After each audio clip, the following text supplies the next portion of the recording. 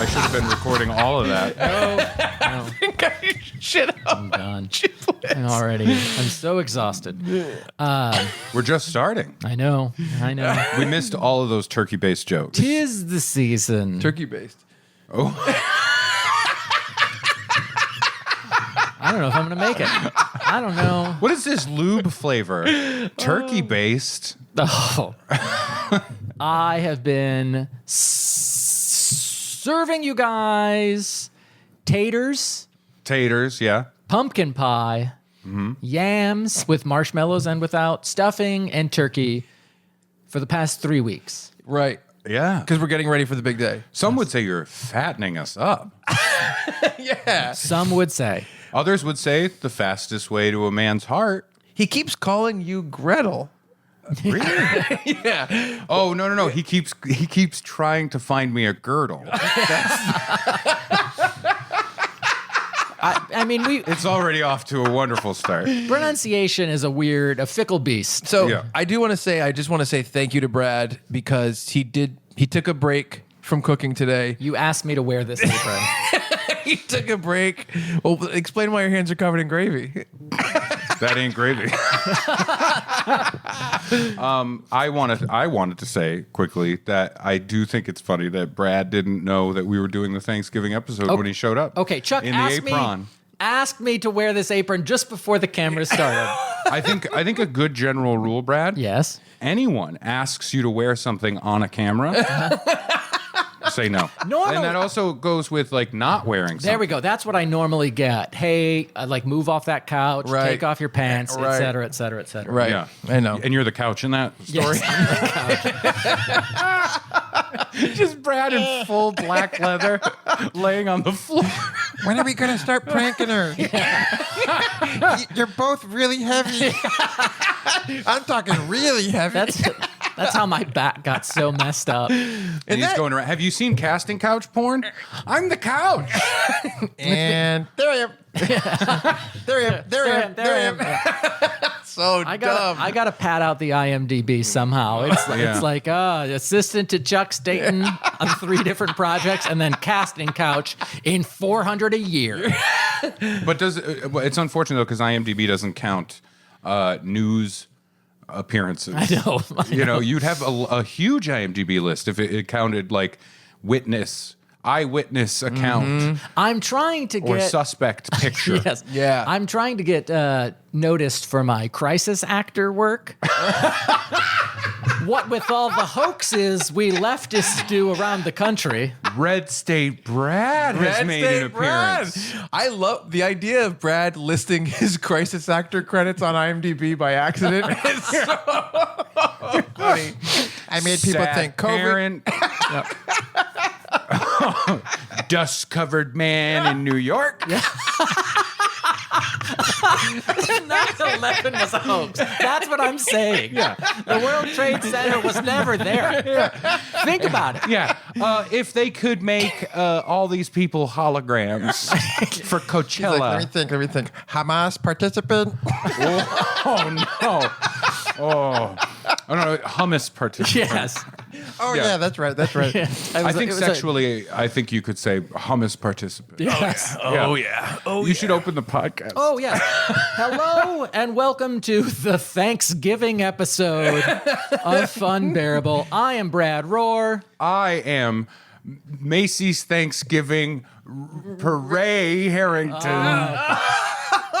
You guys are bad influences. We sure are. And who are you? I'm Chuck. Wait, this is the Thanksgiving episode? Stay in. I think that's good. That's Yeah, fair. Leaves, a cornucopia, Yeah. a bunch of pilgrims, 2 handsome turkeys. Yeah. I think And those these little stuffed turkeys. turkeys. Yeah. Yeah, Oh that's god. good. Oh Yeah. god. Yeah. We're getting enough dad jokes out I know. in the beginning here. You know, people have to be able to get into that Thanksgiving like you're with family spirit. Yeah. And so you have to tell jokes for a wider audience. Oh, that's smart. that is true. Also, I think it fits because for the 3 of us to kind of give a sense of a Thanksgiving family coming together kind of thing, you know, all 3 of us came to this table like saying to people around us, like I was saying to my wife, like, oh God, I got to go do that. Yep. And then it's like, you're going to sit there and you're going to have to just try and make it nice. But then you start to enjoy. You start to have fun until somebody brings it up again, and then you have the fight. Wait until your crazy uncle brings up 9/11 being a hoax. Well, then you explain how come I saw that same guy, under a lady in a porno one time. They did it in Man of Steel.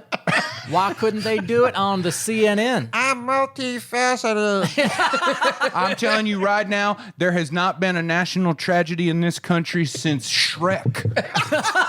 Once they figured out the magic of computers making movies, everything's been faked. So I'm not sure New York City's real. Thank you very much. we should talk about what we're here today to do, because We're here to give thanks. we started a tradition last year, and we're going to continue it at some point. That's going to be the focal point of this episode. If it can. Interesting. Ooh, you dirty little piglet. Oh, sorry, hoglet. Oh, is a hoglet? I don't like the tone that you had, the pacing of it. How about this? The words you chose. Here, I got it. You dirty little omelet. God. Is that better or worse? The two of you editing each other's dirty talk. It's amazing. Raise my little omelet. What would that even mean, though? I'm rolled over and covered in cheese. I think it has to do with different things being inside you, right? Sure. Yeah. What kind are you today? Southwest. And then you just hear the jingle jangle. Those spurs. Spicy. Spurs.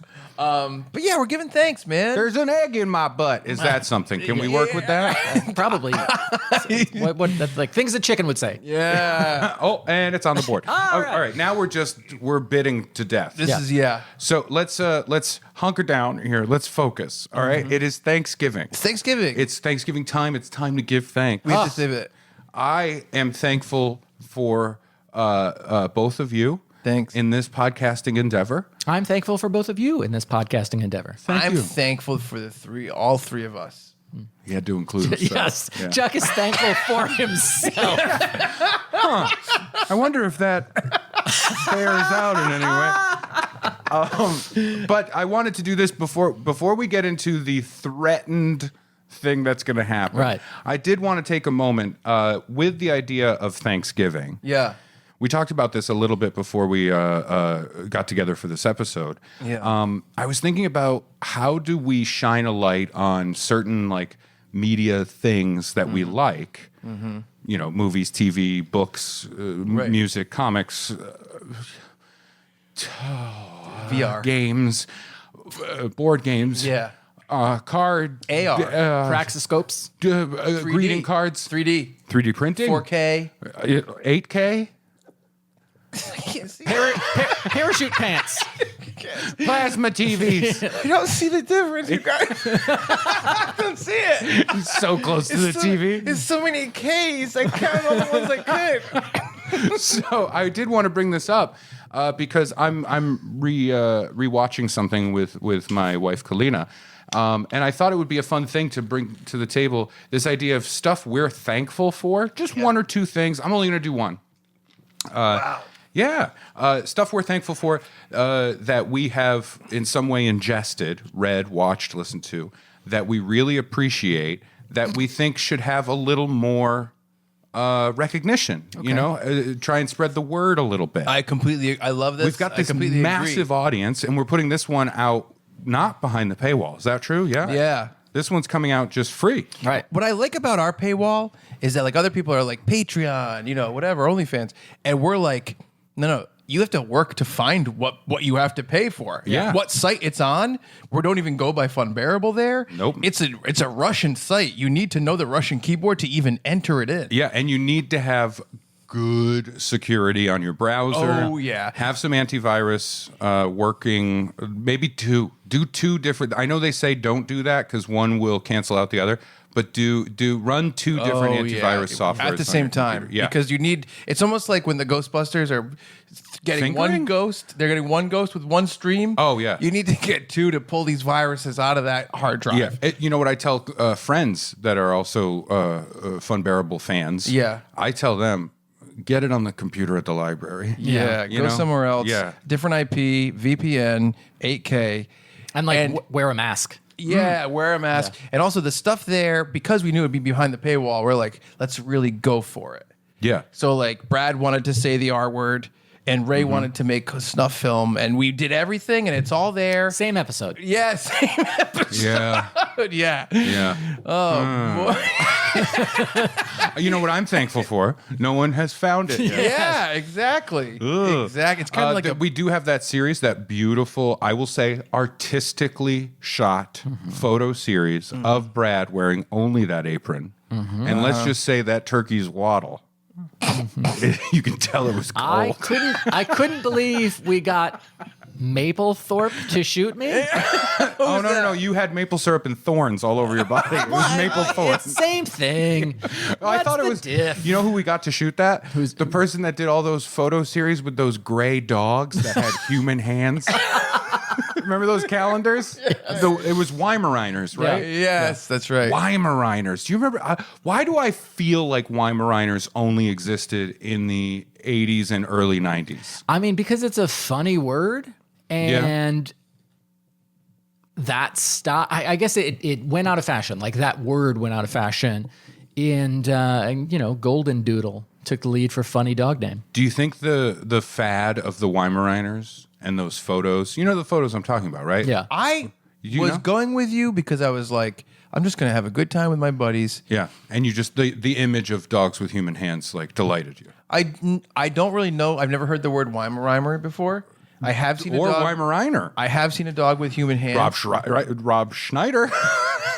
Where did you see a dog with human hands? At the zoo. Behind the paywall. No, I've seen a picture of a dog with human hands where they put his head through a collar and they're pretending and he's like, doing things. You ever see that? Sure. That's what I've seen. It's basically that. Okay. It's basically these were the people that pioneered it. There was just some psychopath, husband and wife, and they had a photography background or a job of some kind doing it. Yeah. And they just started taking pictures of their Weimaraners where they would put like a suit and tie on the dog, and then they would put arms through the sleeves. Yeah. It's very weird. Yeah, and it's like, oh, look at Billy. Oh, you know what? Billy's and is he like making taxes. Is he making like a sandwich and the dog starts to try to eat it? Only once in a while. Usually the dogs have dead eyes looking at the camera Yeah, like somebody still let me photo. go. Oh, still photo. Yeah. And there was a video series. Yeah. I AK?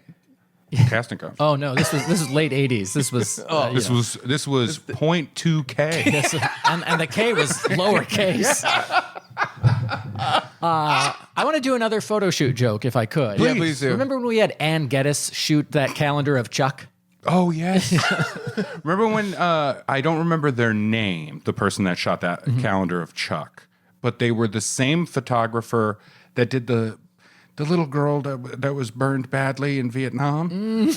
The one running away. Yeah, you know the picture, right? Yeah. Right? Do we know? Yeah. Yeah. I wish we didn't. Yeah. We had that whole idea. And the burning monk. Yep. Can't forget. A lot of them on fire. Yeah. I'll be Yeah, a lot honest. of them on fire. I remember Yeah. one of the series that we did on our behind our paywall that was really fun was human tragedies, but reimagined as Norman Rockwell paintings, and they Yes. were beautiful. Yeah. but Yeah. they were haunting. Yeah. They were really upsetting. Disturbing, I would say. Yeah, Yeah. yeah. So I didn't. I can I be honest? I didn't like that series. really, Yeah, I found it. To I be thought I didn't like off-putting. it, but then every time I saw it, I'd become erect, and my body's telling me something different than my mind. That's interesting. Yeah, it happens. Yeah. Well, and It everybody usually does. everybody, everybody, of course, knows about our photo shoots for our own group headshots that Right. were done by some of the top crime scene photographers in the world. Lie down in this truck outline. We made 3 of them quit. Yep. They said, like, this is it. Yeah. So images are seared into my mind forever. Anyway. Thanksgiving. Here's the thing I'm thankful for. Yeah. Let me lead you start. guys off. Yeah. Give you guys an idea of what I'm talking about. first. Ray's leading the episode today. We gave Ray the reins. Ray has the reins. Ray has the reins. Ray has the reins. That's the name of my 1989 family sitcom. because I was a stand-up comedian and then got this deal, and it's Ray has the reins, and I'm like, oh boy, I'm in charge of the family. It was weird because it started out as like a Silence of the Lambs continuing as a TV show, but then they turned it into a sitcom. Yeah. And you were living in the hard house. left. We took a hard left. Yeah, but you had the woman in the hole. Yeah. And it was hard to write jokes for, but there were some gems. Yeah, and the kids were cute. Yeah, the kids were cute. The kids were adorable. Yeah, they were. I am just now remembering how many sitcoms of the late 80s and early 90s were predicated on the idea of, well, mom's dead. And that's the beginning of the sitcom. Full House. Full House is a weird one. The entire idea of Full House, the instigating moment is mom's dead, and then I got to have my childhood 2 friends come live in the house. Well, I mean, there's if oh, God forbid. Don't speak it into existence. there is, speaking of I'm Thanksgiving. Uncle Jesse. Of course he thinks it's Uncle Jesse. You're definitely, what's the other one? Uncle Joey Joey. Gladstone. You're Joey. You think he's more of a Jesse than a Joe? Yeah, because Uncle Joey thinks he's hilarious, and that's where I'm going. He's always, you have a puppet. He's way more like Joey Gladstone than I am. No, he's more, you know what he's more like? He's more like the oldest girl's boyfriend, that guy. Yeah. I think he's more like that. DJ? A huge square. DJ's boyfriend. I'm more like Urkel, and I showed up once. Oh wait, no. What about that kid? It was the first person I ever saw when I was a child on television. It was one of Mary-Kate and Ashley's friends. Taj Mowry. And I know who you're this talking little about. boy would come in, and it was the first time in my life as a child watching that I went, he's gay. Is that Gage from Pet Sematary?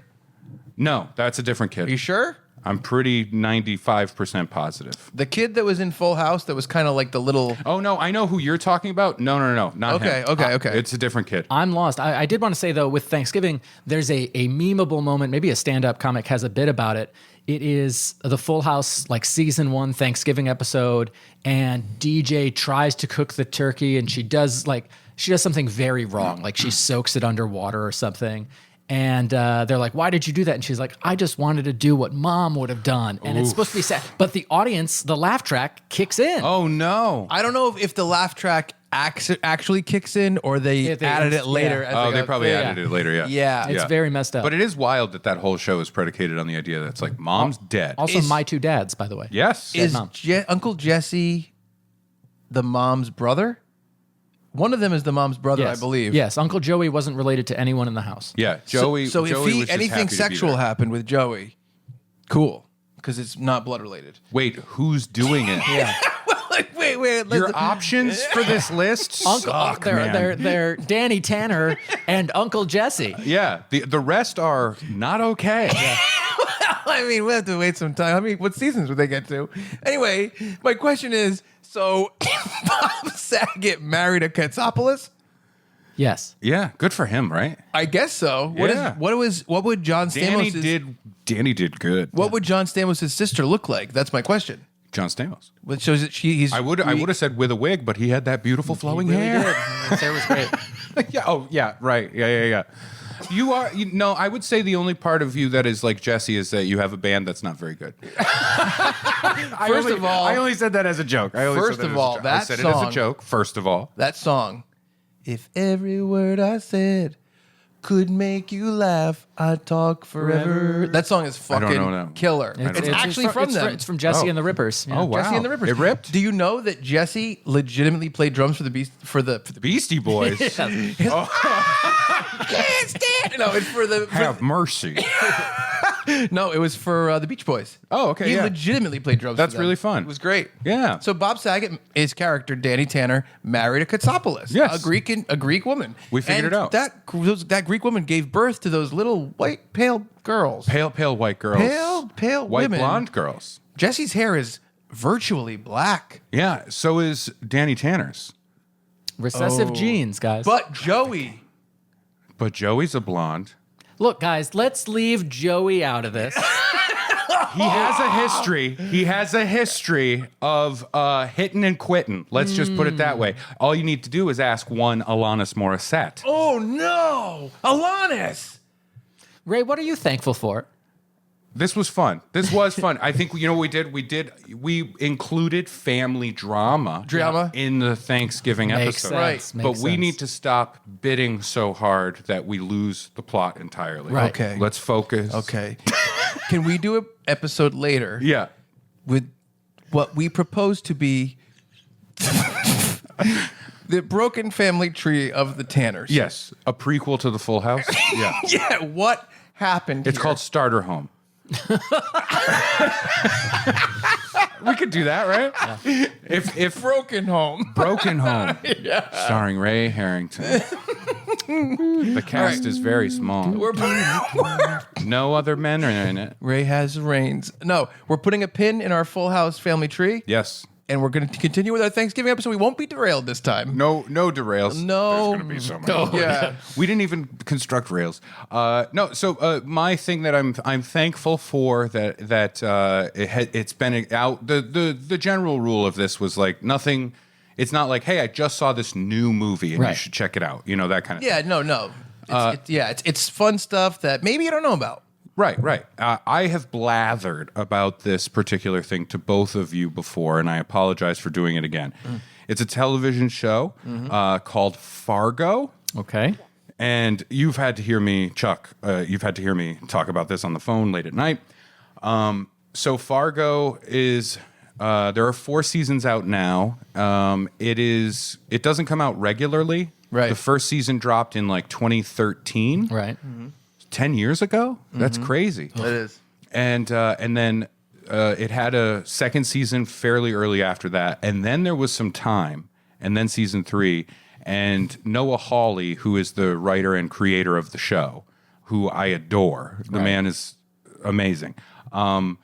He has said after, I think, the third, he's like, might have been the second season. Like, I don't know if I'm going to do more Fargo.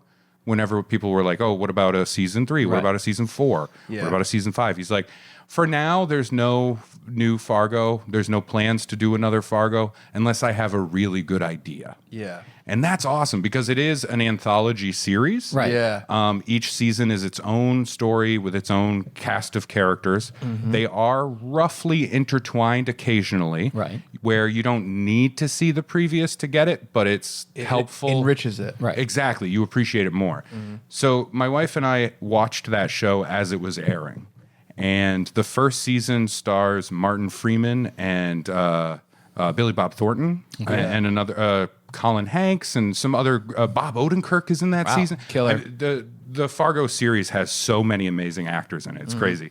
And it had been forever. And my wife and I have finished watching Breeders, a show on FX that wrapped up this season that starred Martin Freeman. And it got us talking about Martin Freeman. I was like, we saw Fargo at the beginning. It's been so long.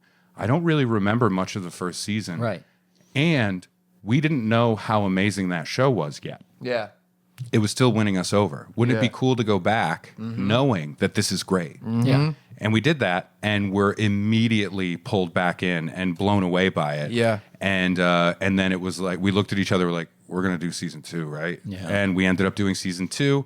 Who has Ted Danson, a whole bunch of people that I'm not remembering right. Gene Smart, who's fantastic in that season, a bunch of other people, and then we are on season 3 because we finished that and we're like, we're going to do season 3, right? And so now we're doing that. Ewan McGregor playing twin brothers. Yep. It's fucking crazy. Carrie Coon is in it, and she's amazing. And then season 4, we're both like, we're gonna do 4 and watch that. Chris Rock, Jason Schwartzman, a million people, so good. I love the show, and I don't think enough people have seen it. Yeah, it's one of those shows where I think because it lives on FX, I think it goes under the radar. Yeah, it is phenomenal. It is written impeccably, and shot cinematically. Like I annoy Kalina with how much I say, like, look, They just let it play. They let the scene play. Yeah. Right.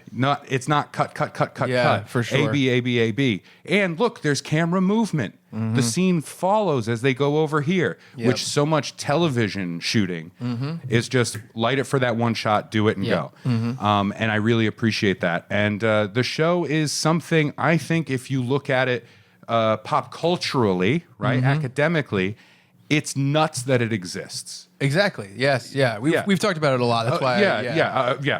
I'm just kind of getting the point out there, and then I'll move on. For sure. Yeah. No, I was like going to start saying the stuff that we've already said, but you go ahead. Yeah, but like the idea that Noah Hawley went to FX, I'm assuming that this is how it played out. I want to do a TV show based on the movie Fargo that is one of AFI's top 100 films of all time. Yeah. From the Coen brothers, who have a visual language that's specific to them and a tone and a vibe. Yeah. And it's a murder story that's kind of funny. Yeah, right. You know, it's crazy. It's very specific to do more of, even as a movie, but then being like, no, series is bananas. Yeah, and I'm going to tell the story that it's going to be a different story, but thematically the same. Yeah. Right. It's crazy. And you know, the big thing, I read a great little blurb from Noah Hawley, our main police officer. Yeah. Who is in that role of, oh God, I forgot her name right now. I feel terrible. I love her. She's an amazing Frances actress. McDormand? Yes. Frances McDormand. Thank you. Frances McDormand's character is pregnant in the film. Yeah. So Noah Hawley in an interview, I think like episode 8, there's a time jump, like a couple of years, and that's when our character is now pregnant. Yeah. Okay. So she's pregnant by the end of the show. Yeah. She's not playing the same character, obviously. Right. But Noah Hawley talked about it, and it was like, I didn't want to start the show with her pregnant, because then everyone would go, that's Frances McDormand. Yeah, of course. And they would put an expectation on the character. So I did this instead. I'm like, yes, thank you. Yeah, that's great. Then it goes well. And he goes back to FX and he's like, hey, I have an idea for season 2. And they're like, great, what are you going to do? Yeah, how are you going to continue it? Yeah, how could you do it? I can't, these characters have gone this way. These characters have gone this way. How are you going to get them all back together? Oh, no. It's going to take place in the 70s with a whole new cast of people. And then tie into the first season. Yeah, no. Wow, that worked really well. What are you going to do next? This one takes place in 2003. What? You know what I mean? Yeah, And it's beautiful. A new season is starting soon. Yeah. It might have started by the time this episode airs. And we can't wait. My wife and I can't wait. We know there's going to be great stuff there. The themes are fantastic. And I really, really highly recommend checking out Fargo, the television show. If it lived on HBO, everyone would probably have heard about it and had seen it. Yeah, I know. Yeah. I just, the one season of this is worth 10 seasons of Westworld or whatever. You know what I mean? Like it's at that level where it is top tier. And that's why I wanted to, I'm very thankful for it. Thank you, Noah Hawley. Can I posit just a thought about this? Sure. So you know how we live in a world where like most of the time entertainment properties like television shows and movies are kind of based around network executives greenlighting stuff because it's similar to something that was just popular. Right. Wouldn't it be more fun if they were just like, all we're going to do is left turns and big swings? I think there would be better projects.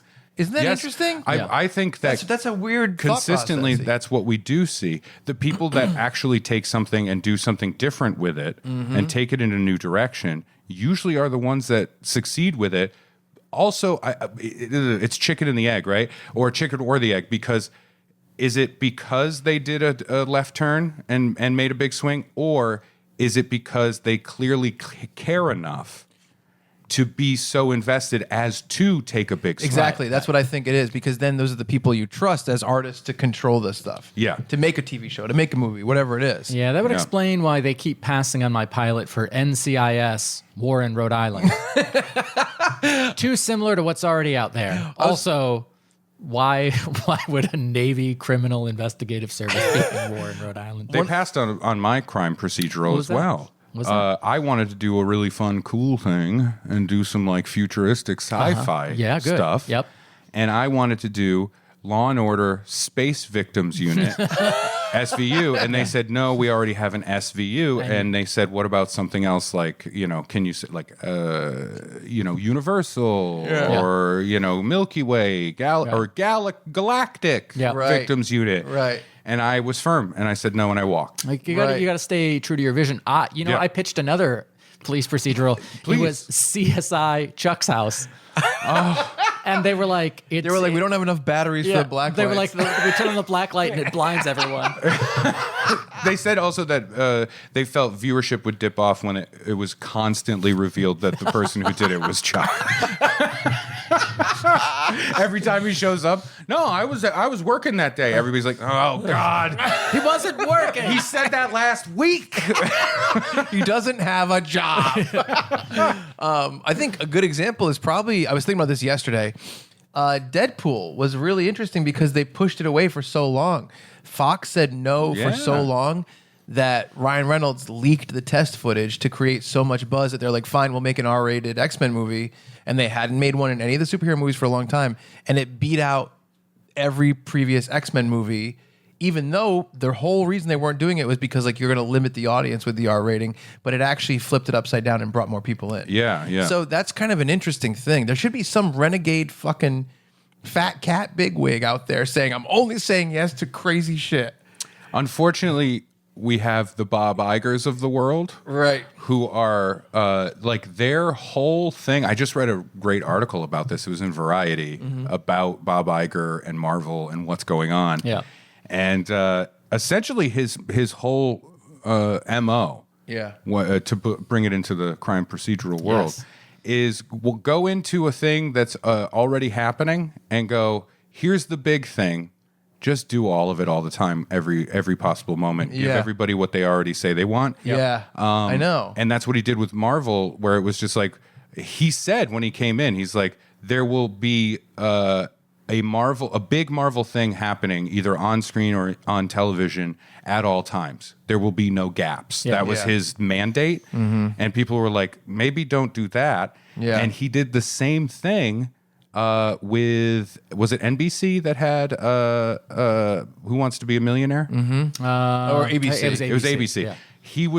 He took over ABC, and it was Bob Iger who went in and said, people were worried that he was going to push Millionaire for more stuff. Okay. Like make it a regular occurring game show. Right. At the time, it was only like coming out in spurts during sweeps. Like an event. Oh, series, yes, that's right. Yeah, it was an event series. Thank you.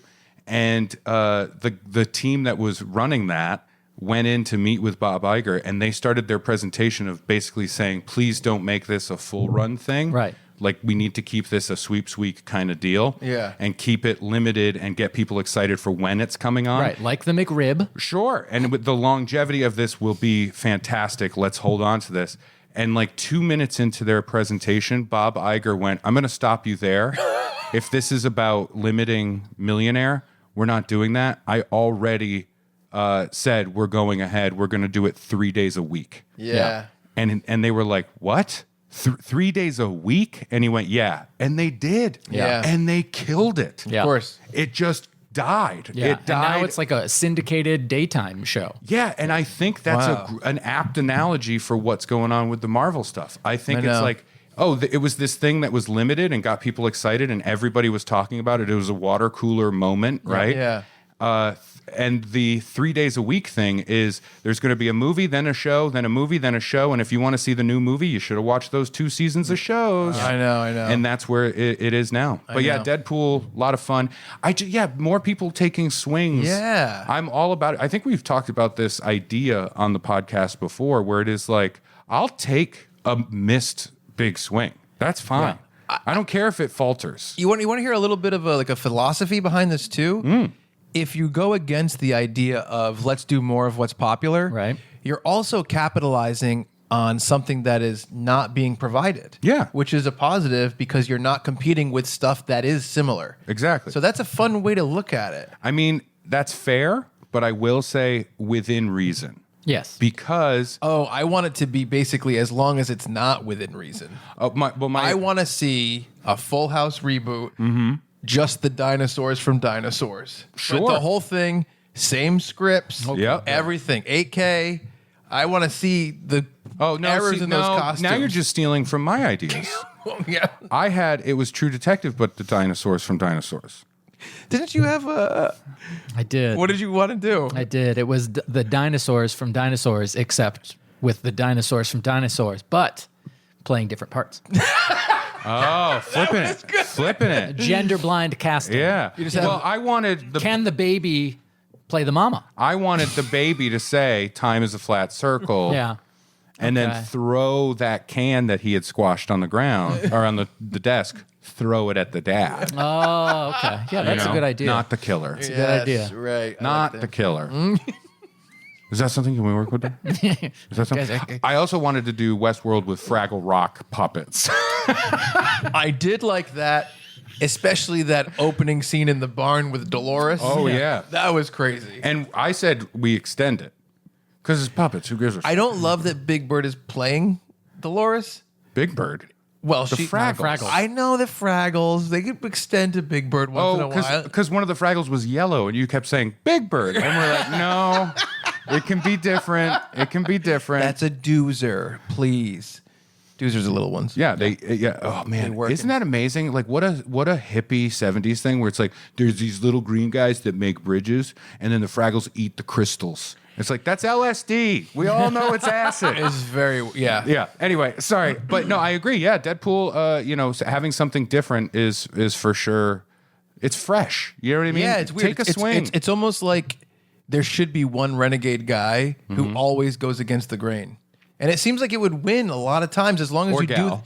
do as long as you do a thing with like quality in mind and Yeah. not just the gimmick of it. Right. You know what I mean? That's interesting. No, I love anytime those kinds of things happen, it Yeah. usually sticks with you. And I think that's why there's so much memorable like 80s and 90s stuff. Yeah, I agree. Because look, the 80s and 90s, I'm not saying like, oh, media was great back then. Knight there Rider. there was no trash. Yeah. A lot of it was trash. Oh, Sure. Yeah. But they were making weird choices Exactly. and taking weird chances. It's the birth of American cinema in the 70s I have, when people were like, let's get fucking weird with it. And they did. And then they you did. get wild ass movies. It's very tough. I mean, I'm sure that there's like a book about this, but the idea of basically being like, let's create this society of entertainment where we have an industry that continues and it starts as artist, go artist, go artist, make your art, go artist, go artist. Then people slowly being like, wait a minute, if we tailor it to what was already popular and limit the come bring in your ideas and make your art, then we can make more money and that becomes monotonous. the line of that is real because you have the studio system in the birth of cinema, Right. You have the studio system happening. Then over a couple of decades, that crumbles, and we saw the death of the studio system and the rise of like film school people in the 70s. That's when American cinema like became a thing, Right. Yeah. right, and there were outliers before that, For sure. But the 70s is where you started to get gritty, like dirty American movies. You know what I mean? Like that's when all of the people we can point to now as the old guys that were, taking risks back then, Yeah, right? That's exactly. where they started. Spielberg, Scorsese. Yeah. I mean, there's a million. There's a million of them. Yeah. And then over time, the studio system was all about money. Right. Right. Yeah. The money makes the thing. Yeah. That went away, and then over time, the money people started to take over the top positions. So instead of having like art first people Yeah. in the driver's seat, you had money people in the driver's seat, and that's where everything fell back away. Yeah, I know. Yeah. It's very tough. Sorry to ramble about that. No, yeah. But we got some more thankfuls. Do you want to do one or do you want me to Fargo, do mine? Deadpool. I got two. No, one. You got to pick one. The other one has to be canceled or removed. No, I'm just kidding. And we've talked about it on Funbearable. I don't want to say ad nauseum, but close to nauseum. I cannot think of a show that has brought me more joy than Taskmaster. And it is available on YouTube for free. There's zero hurdle to anyone being able to enjoy this, anyone at all, anyone that chose Chuck. it for any reason, Like anybody who like respects comedy that or sounds like big a- swings. Yeah, it sounds fun. It does sound cool. silliness, Oh, creative not a comedy. Is there any whimsy involved? Oh my God! How about creativity? Yeah, through the roof. Taskmaster, I downloaded an episode to watch on the flight back from Vegas, and I'm laughing out loud on the plane, like to the point of embarrassment at the antics and whimsy I love antics and whimsy. of people on my little screen. Yeah. And And to be clear, I just want to elucidate on that a little bit. Yeah. So many laughs. My wife and I watched the show. Kalina is like, "Did you get the new Taskmaster? Did you get the new Taskmaster?" She's so excited for it. Yeah. And we watched that show, and she feels the same way about this. She's always just like, it's like a warm blanket, right? Yeah. So we're laughing a lot, and to add to that, you also end up feeling good, yeah, happy, Yeah. like Yeah. joy has been brought to you. Right. You know what I mean? Yeah. There's zero cynicism in the laughter. There's zero meanness behind it. It's all fun and positive. Yeah. I crazy. I watched it with my family when I was home on vacation, and like my dad laughs at it. We laugh at different things, but we both laugh at the show. That's the key. And to me, that's the key to and it's just, and and then we did some Taskmaster tasks with my niece and nephew. Yeah. And like fun stuff like, make a portrait using just toilet paper on this black poster board. And then it was like, well, who did it better? And it's, did Grandma and Hope do it better? Did Grandpa and Zane do it better? It was Grandma and Hope by leaps and bounds. But it's just a fun thing, and I'm so glad that I was bludgeoned into watching the show by Ray and others, but mostly Ray. A lot of bludgeoning, and I think my back penis. to before it was before my that was when I was recovering from my surgery. I watched 10 episodes because I couldn't get off the couch. So that's one thing that I'm super, super thankful for. The other one is Joe Pera Talks With You. Yeah. And there are 3 seasons, all streaming on Max. The episodes are only 15 minutes long, with one exception per season that's half an hour long.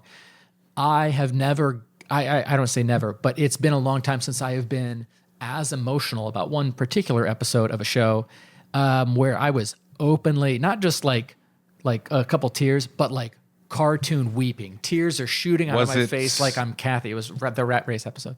Yeah. So I ugly cried at the end of that episode. Yeah. Or as it was going on. Yeah. Ugly cried about it. Tried to explain it to Kalina. Got choked up. Got choked up doing it. Yep. And I thought about rewatching Joe Pera recently. Yep. And my grandmother passed away, and I remembered that episode, and I went, nope. Nope, won't do it. Won't do it. Same reason I won't replay the remastered Spider-Man the first Insomniac game because of Aunt May. I'm like, nope, can't do it. Don't want to do it. Get away from me. Yep. But yeah, no, it's great. Tip for you. Yeah, Joe Pera's comedic voice is, I don't want to say unique, because I think How To with is it John Wilson Yeah. is similar. Not the Similar, same. but there's something else there. There's a kind of peace and comfort, and again, a lack of cynicism, with the exception of like Las Vegas is bullshit is a thing that he says in an episode. And but all but he gives a reason where he's like, it's wasteful for energy and blah blah blah. And it's just the tone and manner in which the comedy is delivered is a way that just it feels like a warm blanket. Yeah. So Joe Pera Talks With You and Taskmaster are the 2 shows that I am thankful for, that I think other people should know about so they can be thankful for it. And to tag on to that, do yourself a favor if you do like Joe Pera, or if you now give Joe Pera a chance, which is my new show, Give Joe Pera a Chance. Yep. But go check out his YouTube channel. Yep. So much stuff. Yeah. Of this, like if you like him, go there. It's there. Yeah. Tons of stuff. His latest special is on there, Yes. and the special was fantastic. He announced a new tour, and it's called the Peras Tour, like Taylor Swift, the Eras Tour. Yeah, that's so great. cute. Yeah, and the special was great. And I recently stumbled on his Joe Pera Talks You to Sleep podcast, which just started back up, and he only releases like one episode a month. Yep.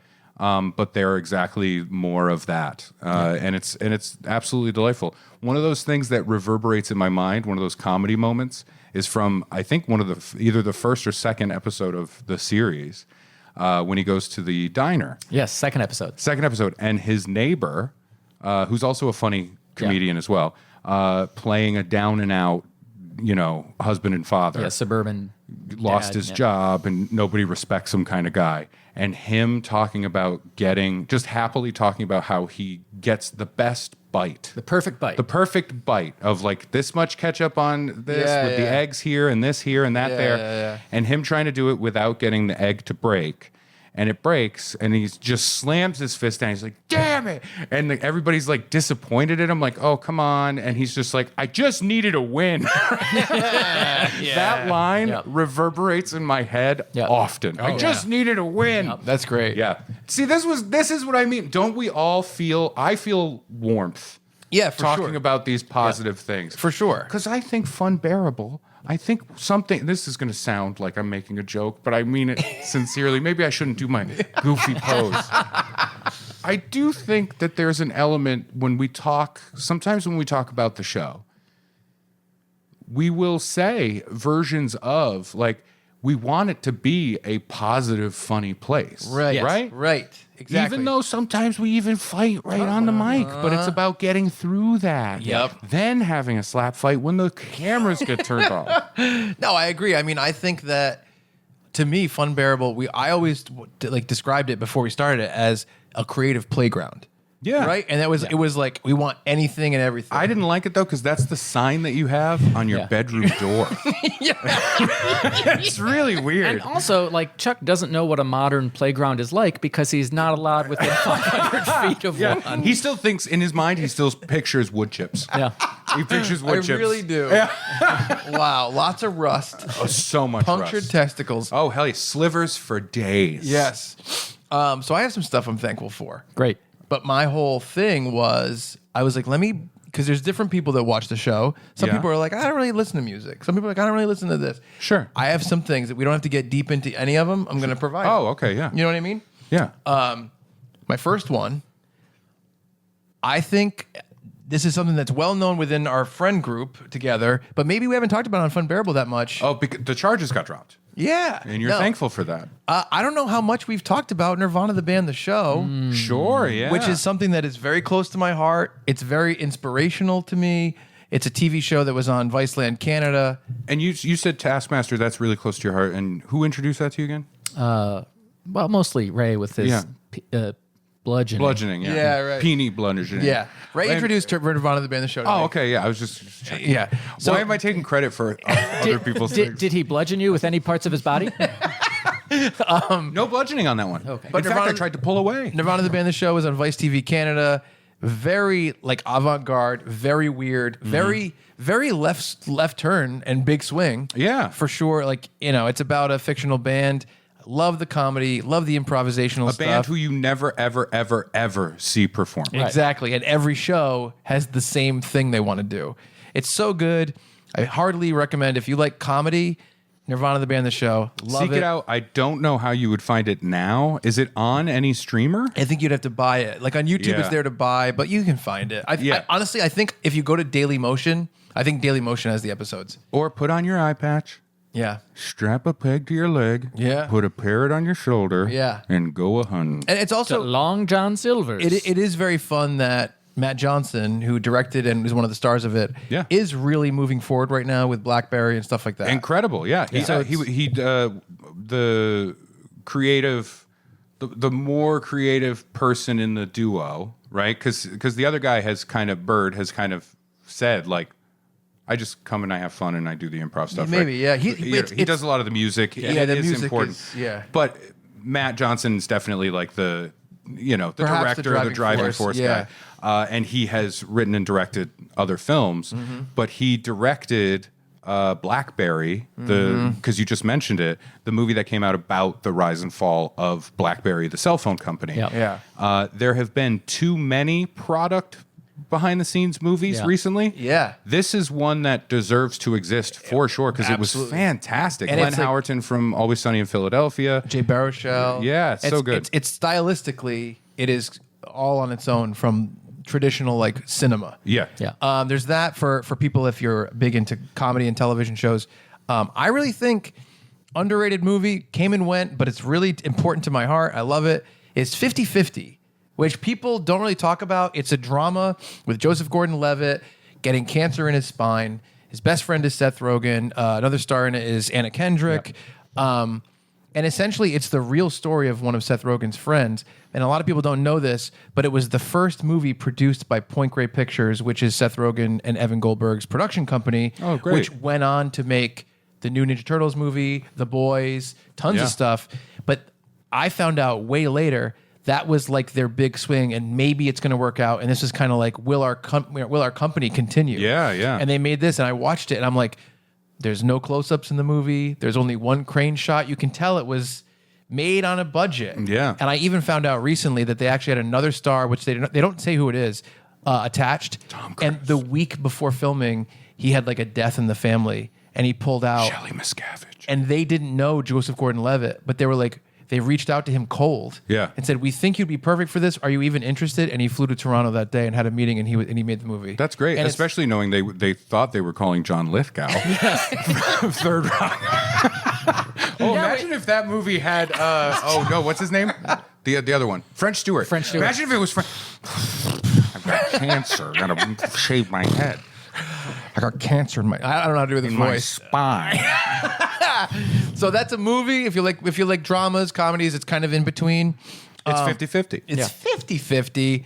I did want to shout out podcast Halloweenies. Very, very heady film look at classic horror movies. Yes. Like classic slashers and stuff like that. Like they'll do like a 3-hour podcast about Halloween, and 40 minutes will be dedicated to the music. And Yeah, it's yeah. like it's if you like so film, it's like the exact opposite of us. Oh, yeah, yeah, we'll yeah. do 3 hours on the one movie, but we'll do 40 minutes on a water slide one time. Our favorite water slide experiences from our own personal lives. No, I don't even think it would be that. I think it would be us concocting some story where one of us got a boner on a water slide. And wouldn't it be funny if the penis got stuck in the lip between two of the tubes? Oh, I wonder which one of us. So it Let's was. just say gobble gobble. And they do a ton of they continue to stay on top of current horror movies. They continue to go back and do classic ones, and they kind of educate me about even ones I don't know about or things I didn't know about. Great Yeah. podcast for people who are podcast listeners. You just found out recently. They just educated you on this. You found out they don't actually kill the people in the movies. Well, those are actors. I thought Nightmare on Elm Street was a documentary. Yeah. I was like, how did they get those cameras in that girl's little brain? Little brain. I think that And- girl had a full-size brain. And the men's big brains. I want to know even. Yeah. They're big, giant, big brains. But that's a podcast. I wanted to hit a couple things, and then Yeah. a game that I think is great that was an independent game, quickly came and went. Is a game called Savage Halloween that came out last year. Yes. It's made in an 8-bit style like Nintendo. Like That's original the Fred Nintendo. Savage one, right? And Ben. And Ben. It's all it is. Brian. It's seriously like if we were like, let's make an 8-bit a Nintendo game about Halloween, and it's like a Pumpkinhead guy, a Yeah. werewolf, and all it is they're going to Dracula's disco, and they're just fighting things. You have different guns that are ghosts. It's so much fun. You could. Should we send a cease and desist to these guys? I really think like if you and Finn played it, Yeah. you'd have an awesome time. Like me and Brad played it, we had an awesome Yeah. time. Is it and on our the- relationship is the same as yours with your son. I'm saying that's what I'm saying. It That's is great. weird that each day you choose who gets to be the Yes, daddy. it is. Usually it's we put a usually it's Chuck when we're playing video games because I get so mad. I change his diaper a lot. Yeah, that's fair. That is fair. And the last two things, one is a band. Yeah. The band's name is Lucky Boys Confusion. Love 'em. And a lot of people don't know this band. They're based out of Chicago. They did have one big single called Fred Astaire in, I think, the early 2000s. Yep. Excellent single. But they're really Also about Fred Savage. they're really not super well known, and they're incredible. Go check them out. Their discography is out there. They play occasionally in Chicago, but they're really great. Songwriting is top tier. They come kind of from the world of punk rock, but it's way more I don't know, like indie melodic. Yeah, it's great. It's really good. And my final thing is, I really think there's a new YouTube channel from the guys who did New Rock Stars, which was kind of broke down a lot of very mainstream TV shows and movies that are currently coming out. They have a new channel. They made it separate so that it doesn't kind of, I guess, interfere with the audience of New Rock Stars. And it's called The Deep Dive. And they're just going through older movies and going super deep into every scene and everything that you could kind of mine from it that people may have not noticed. And there are movies that I love that are like part of my favorite movies of all time, including Back to the Future and stuff like that, where they really do kind of uncover new things from interviews. Yeah. Very, very obscure places where they mentioned this. And they bring up a lot of stuff that I didn't know about, even though I feel like I'm one of those people that looks for those fucking little things. Right. They just did one about Scream for Halloween, and I couldn't believe how much stuff I missed in Scream that I've seen 1,000 times. And it's weird because I think a lot of that stuff is fluff. Like, here's 10 things you never saw in this. Here, and that's fine. I'm not criticizing anyone.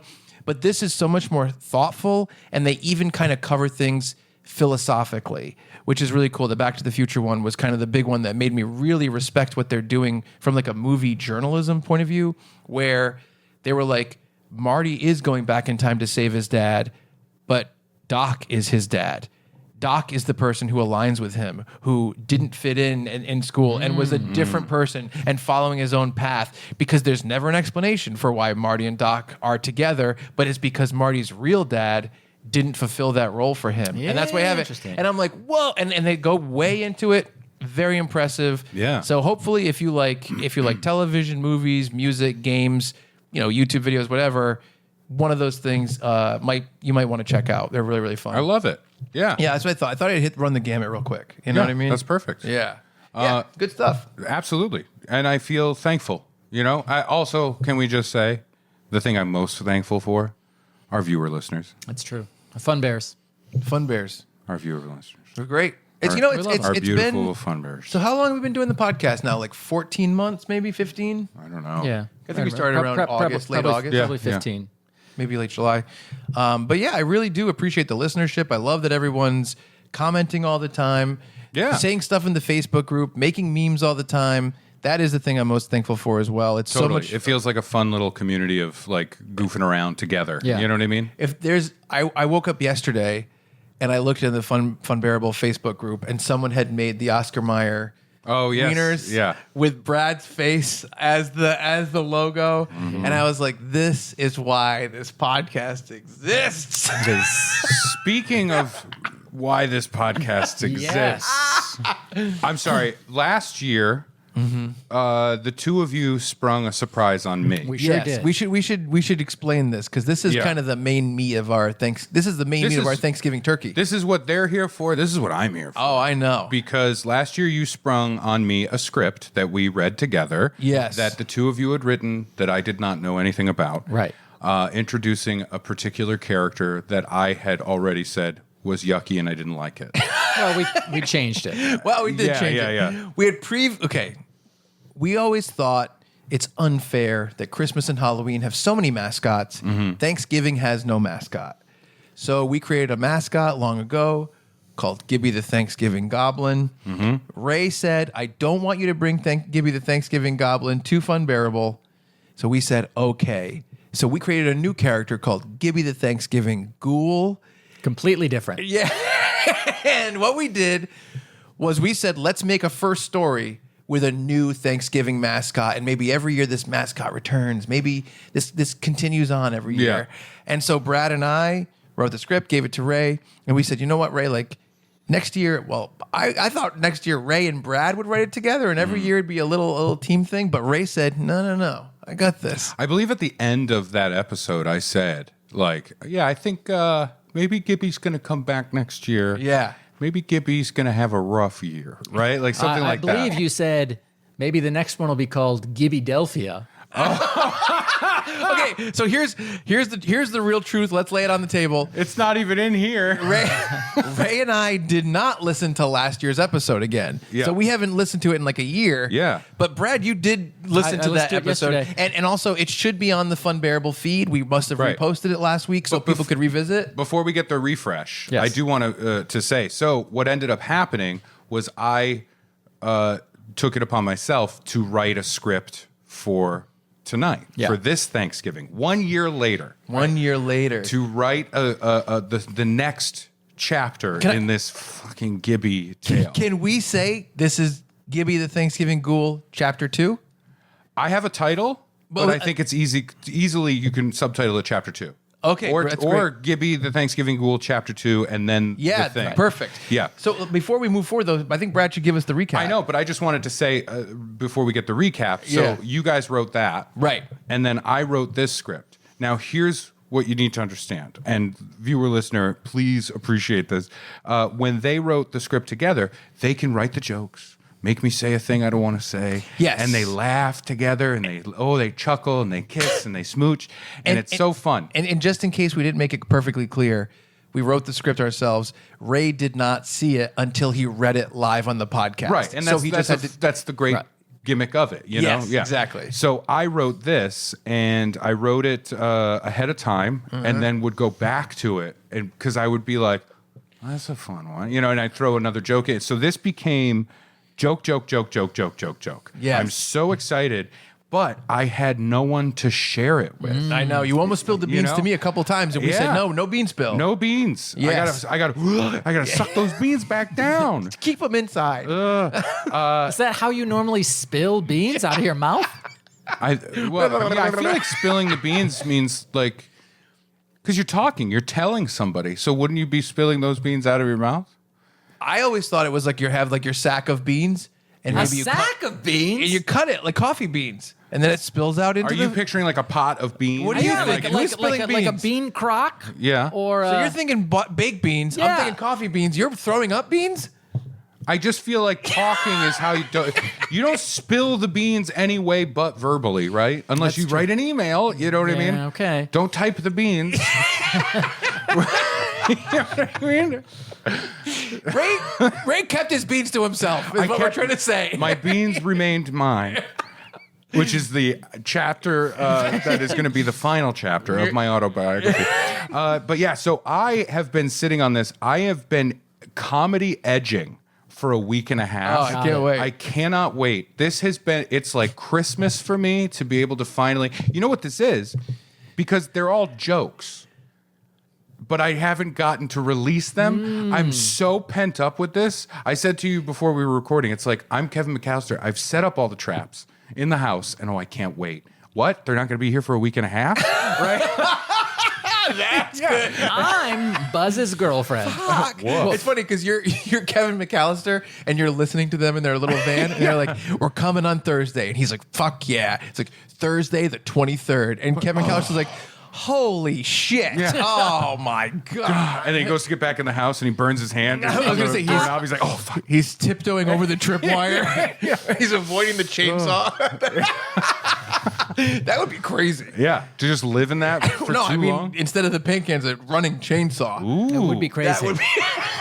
That's the right word. Where did TM. An R-rated Home Alone where Kevin like sets up horrific things. We have to have 1,000 disposable wet bandits, okay? Yeah, there's got to be a lot of wet bandits. it's a cross between Home Alone Send in and another- the Raid Redemption. It's a lot of vans in the front, and there's one guy in the front that's just like, send in another Marv. Remember that part in Matrix when he's fighting all the Agent Smiths? Yes, it's going to be exactly Those like are the Joe Pescis I want to see. He's running. I want to see 1,000 Joe Pescis. Doesn't that sound like an... That sounds to me like a gypsy curse.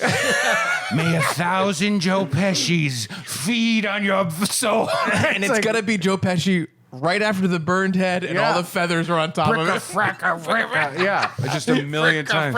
They all do it. Yeah. See, we did it again. This is us getting our dicks caught in a water slide. This is what's happening. Brad, give us the recap of last year's story. Because you just listened to it, and that'll refresh the viewer listener for what's about to happen, right? Yeah, we created this character, Gibby the Thanksgiving Ghoul. We wrote the story. I want to know, what did we tell in that story last year? Sure. Hold on. Previously on Funbearable. It was a normal day in the town of Warren. Typical, like, beautiful New England fall day. Perfect. The three of us are out for a walk. We've just eaten at a local restaurant.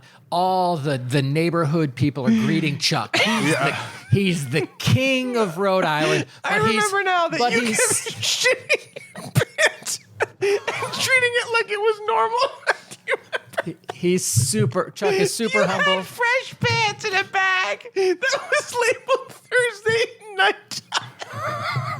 He loves his own jokes. Why did they ask me to do this? I don't know. Maybe broader strokes. Otherwise, this guy's going to keep going. cream his jeans too many times. Ray did shit his pants, I think 5 times throughout the script. In the script. Yes.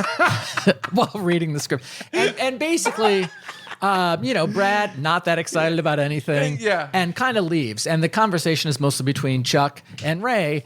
And Ray wants to come to the new world of food journalism. And Chuck, a native of the new world of food journalism, Hey, you had me in your script that you wrote. I come to you like, oh, I need help. Will you please help me? You're so smart and you know it all. Well, here's the thing. Chuck's middle name in that script was Squanto.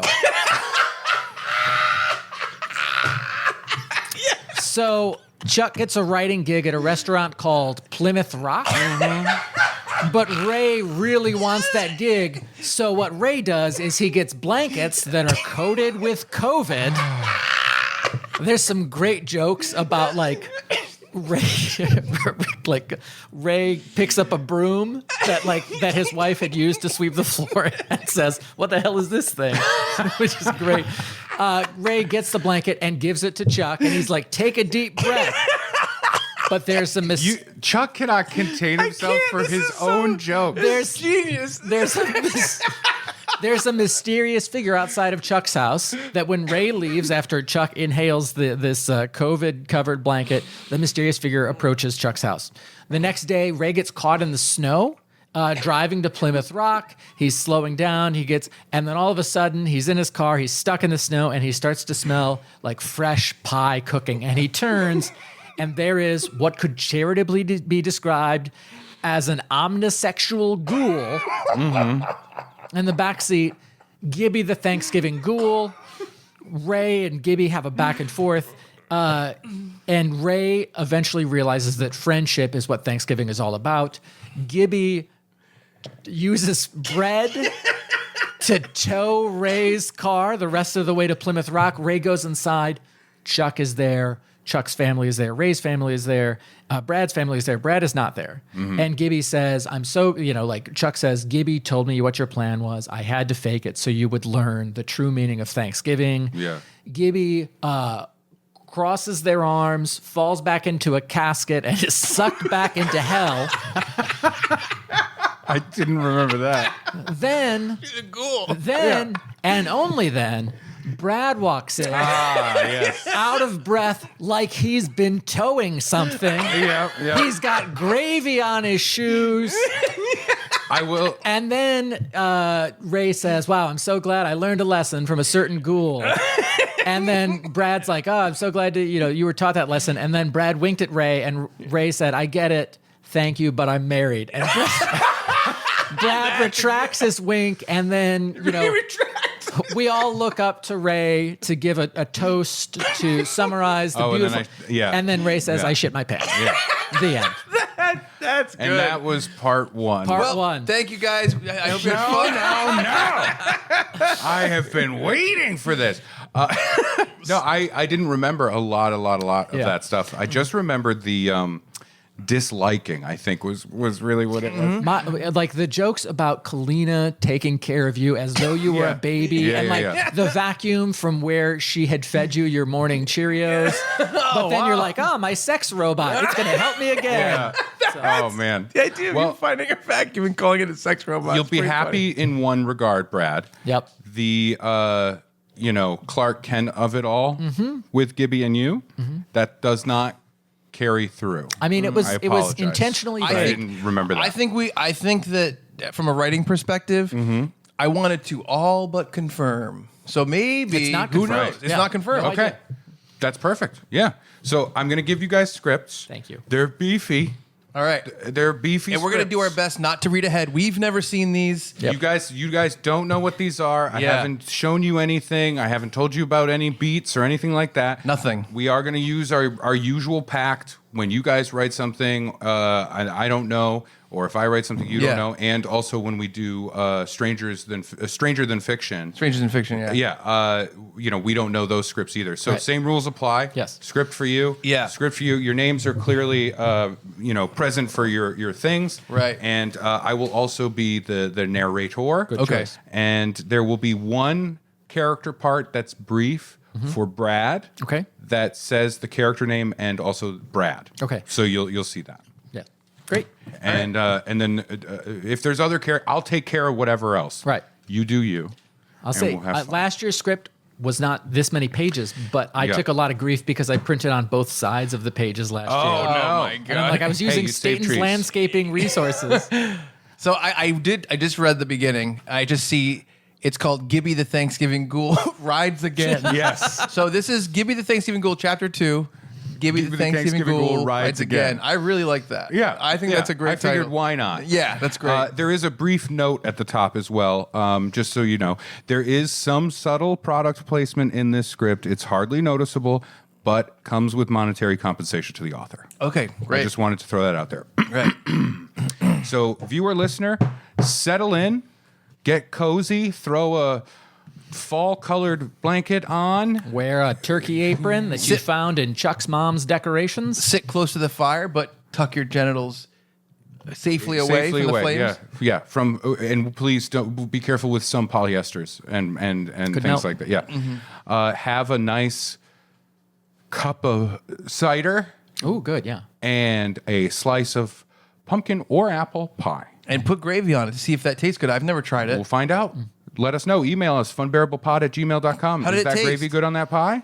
No? All right. I Thank didn't you. think so. Our tale begins in late November as people start to turn inward toward winter. It's Thanksgiving Eve, and the Funbearable boys, TM, are just wrapping up a tight 240-minute episode of the podcast. Ray is wearing a seasonally appropriate flannel. Chuck is in his usual Thanksgiving attire, a pilgrim outfit complete with tall hat and clunky shoes. Yes. Brad is wearing his Thanksgiving outfit, his face painted red and accented with what he calls war paint, a suede and leather outfit, and a full headdress.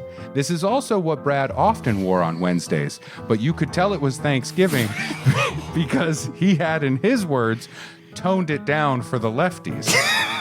I know what the boys are wearing isn't critical to the plot of this tale, but it's good to remember. Throughout this entire story, this is what they're dressed like. The podcast comes to a close. And we're sorry for being Funbearable. The boys nod at each other and Ray hits stop on the recorder. Sorry we had to cut the Thanksgiving episode short, fellas, but I think we had some fun stuff in there. Well, you guys were fine, but the segment that I did was killer. The whole show was aces, but I still don't know why you wouldn't let me do my list this week again. I don't know. I mean, probably not great for Thanksgiving. Fuck that noise. I'm doing the list for our Christmas episode. Top 20 words from the 90s that I can't say anymore for some reason. I thought it was 10 words. It's up to 20 now, slit slut. Oh, make that 21. Ray thinks about pushing back, but realizes it's a losing battle. He quickly changes topics before Brad reads his list to them again. I'm looking forward to Thanksgiving tomorrow. My in-laws are coming over for dinner, and my wife always makes this amazing green bean casserole.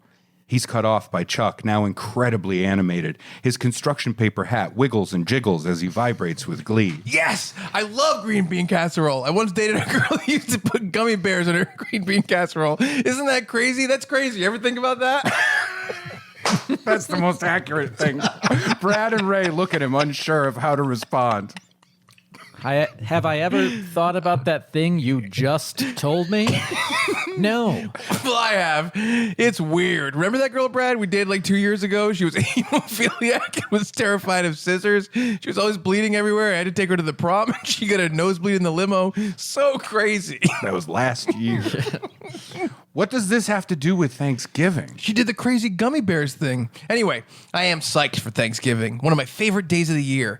It's the day where we have a great meal and people tell me how grateful they are to have me as a friend, family member, or lover. No, Chuck, it's not about... Friend, family member, lover. Only those three. And I have a strict rule that you can only be one of those three. Black. I have broken that rule. Thanksgiving isn't about people thanking you, Chuck. It's about recognizing what you have and being grateful for it and for the people closest to you. If you're lucky, you can appreciate it and maybe give back as best you can. Chuck rolls his eyes and pretends to choke on his own tongue until he almost does choke on his own tongue, and that scares him enough to stop. Whatever you say, big guy, you do you. See, that was very understanding of me. You're welcome. Close enough. And hey, sorry I have to get running early. You know, I have to get to the homeless shelter. Tomorrow is the big day, after all.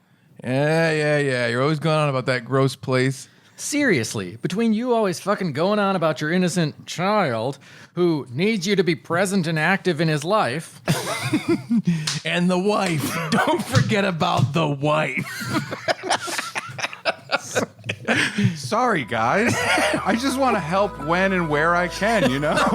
Feels like the reason for the season and all, but I still love and respect you both and cherish our friendship. I just believe that charity is something we should all take time for. Fuck that noise. Bunch of finkin' bozos who can't get their shit together don't deserve soup and warm beds. I'm always saying that. You are always saying that. Yes, I'm always saying that, and I'm saying it now. Nothing good can come from trying to lift up those less fortunate. I gots mines. Fuck charity. Fuck charity right in its poor, dirty ass. Right, Chuck? Brad was very different off mic than he was on the podcast. Ray and Chuck worried about when people would find out. Hey, while I agree that the homeless are a scourge on our fine society, just like BLM and the LGBTQ plus community, I still believe in some charity. Well, that's something at least. Yeah. Every Thanksgiving, I make sure to invite Brad to dinner. That's charitable. We all know he's going to finally do it on a holiday. Damn right. I'm charitable. I'm the most charitable person in this room, in this building, in this town, in this state. The governor should give me a medal for how humble and generous I am. I'm more charitable than Jesus Christ, and everybody loves that guy. I try to volunteer all the time, but they don't let me. Just because there isn't a Big Brothers Little Sisters program I keep asking about. I fucking told you, Chuck. They don't have a program for older men to mentor younger girls. That's not a thing. It should be. For instance, just last week, I was teaching a young person to read. Oh, that's really nice. Yeah, I was on a date and she was having trouble with the menu. You should be holding a cigar while you do that. I was on a date. She was having trouble with the menu. In the spirit of Thanksgiving, I'm going to let that one go. And those mazes on the back can be very tricky. A heavy silence falls on the trio as they gather their things. Ray and Brad thinking about the intervention they have planned for Chuck after the holiday season. Chuck thinking about the word search he and his date had struggled through last night. Who even looks for diagonal words? Ray throws his Belroy sling bag over his shoulder. The weight of the bag seems like nothing for how well balanced the bag is. He thinks for a moment about how durable the bag is, how reliable and well crafted. Belroy sure can make a fine product. I'll see you guys later. If I don't see you before Thanksgiving tomorrow, I hope you have a lovely time with your family, Chuck. And I hope you have a lovely time with Chuck's family, Brad. You know it. And say, that's a great sling bag, by the way. I always think about it, but I haven't said it out loud. It's really something. It looks like it's perfect for your frame, but would be equally great on anyone. I was going to say the same thing. Beautiful fucking bag. Who makes it anyway? I can't tell because it doesn't have the usual big branding on it that most bag makers have on their products. Oh, thank you. It's from Belroy. They're a terrific Australian company that takes pride in making quality products with sustainable materials. Wow. Belroy sounds like a great company. Fucking Belroy. Belroy. Belroy. Anyway, gotta run. Happy Thanksgiving, guys. See you later, fucko. Ray leaves and Chuck and Brad gather their things. Brad slowly puts his Chicago Bears jacket on over his beaded vest, careful not to get red face paint on the collar. The jacket is torn and stained and smells awful. God, that jacket stinks so bad. When are you going to let it go? Brad strains to get his arm through the sleeve. It sounds wet. He glares at Chuck and raises a now wet fist, ready to throw a punch.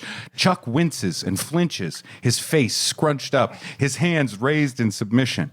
This happens a lot. I told you already, motherfucker.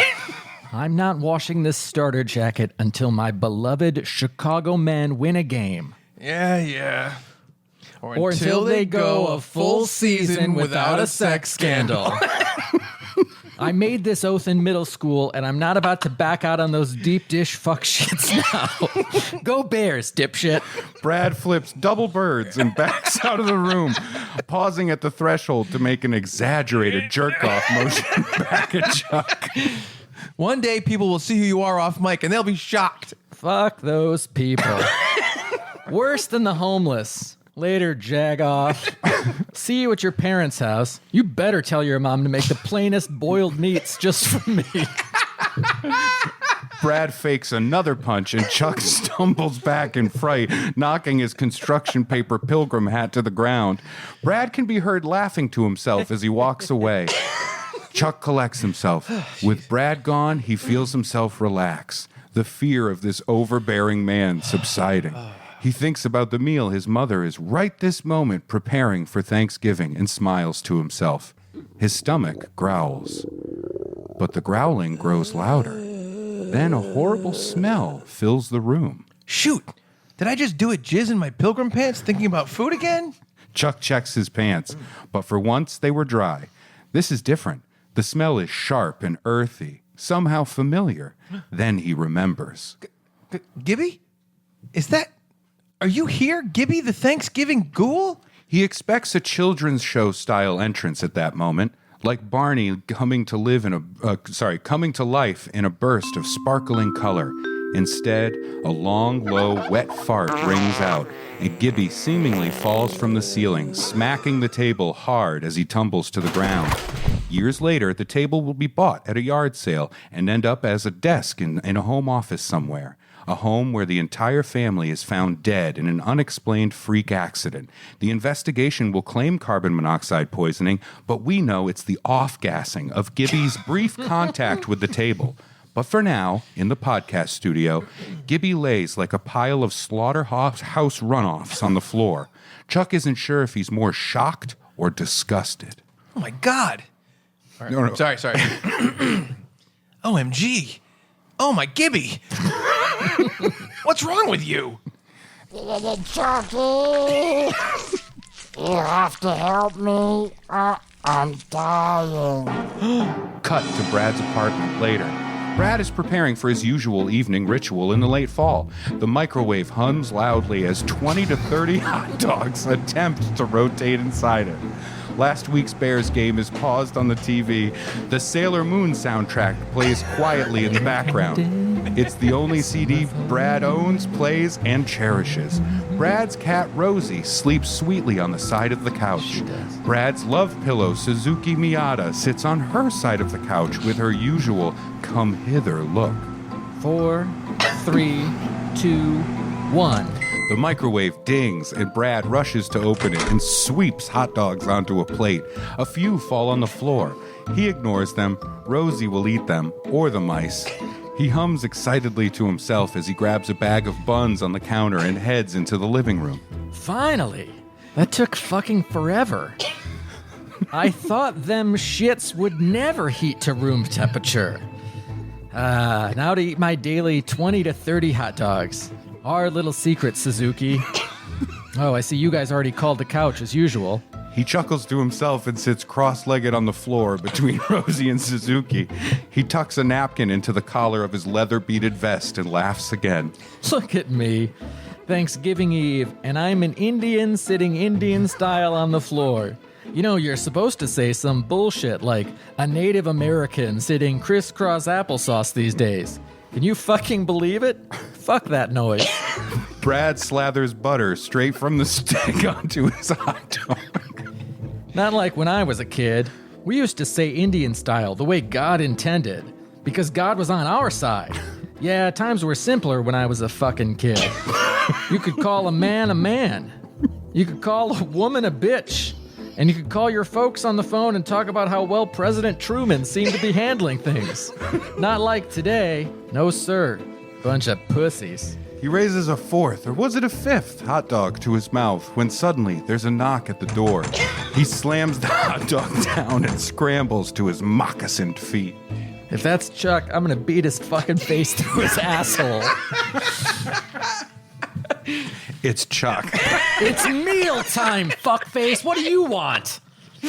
But when he sees Chuck's worried look and the wet mess of Gibby in his arms, like a horrifying version of Harry Potter holding a dying Dobby, he softens. Oh no. What happened, fuckface? It's Gibby the Thanksgiving Ghoul. He says he's dying. Gibby lets out soft whimpers and moans while occasionally letting go of his bowels. But considering the dire circumstances, Chuck and Brad do their best not to notice that. It's really hard not to notice, but they do their best. Dying? Can ghouls even die? Are they alive? Or is it like they're dead, but can also die on top of already being dead? I don't know. I'm not some kind of ghoulologist. I don't know what to do. Do we do some magic or something? Magic? You're crazy. I knew you were crazy the moment I laid eyes on you. Crazy. Okay, this is what we're gonna do, crazy. We'll take him to the emergency room. That's beautiful. That was a Funbearable deep cut. That was great. Saw 7. There are, it's all, if you've listened to every episode of this podcast, you're in for a treat. It's all callbacks. It's oops, all callbacks. Wow. Okay. Can science save him? Or a wizard? I have no idea how this works. Besides, we can't get to the hospital. Last time we went there, they were convinced you were abusing me and we had to leave quickly after you started abusing me. Brad thinks about hitting him, but decides against it. For now. Then he grabs his starter jacket with a squish. I know a place. Get him in the backseat of my car. Him? Her? What is Gibby anyway? I don't know. Is it important? Not these fucking days. I imagine you saying it directly to camera. Not these fucking days. The two hurry to Brad's car. Brad opens the back door for Chuck and, careful not to damage his feathers on the... sorry. Sorry, I added the headdress in later. I get it. Brad opens the back door for Chuck and then, careful not to damage his feather headdress, hops onto his stack of phone books in the driver's seat that is pushed all the way up. He rushes to unlock the club on his steering wheel. Get him in the back, and don't get any of his gross liquids on my vintage porno magazines. Chuck scrambles into the back with Gibby as they speed off. God, what is all this? Good old-fashioned physical media, old chum. Only the filthiest, vintagiest pornography for old Brad. Chuck looks through the old magazines on the seat next to him.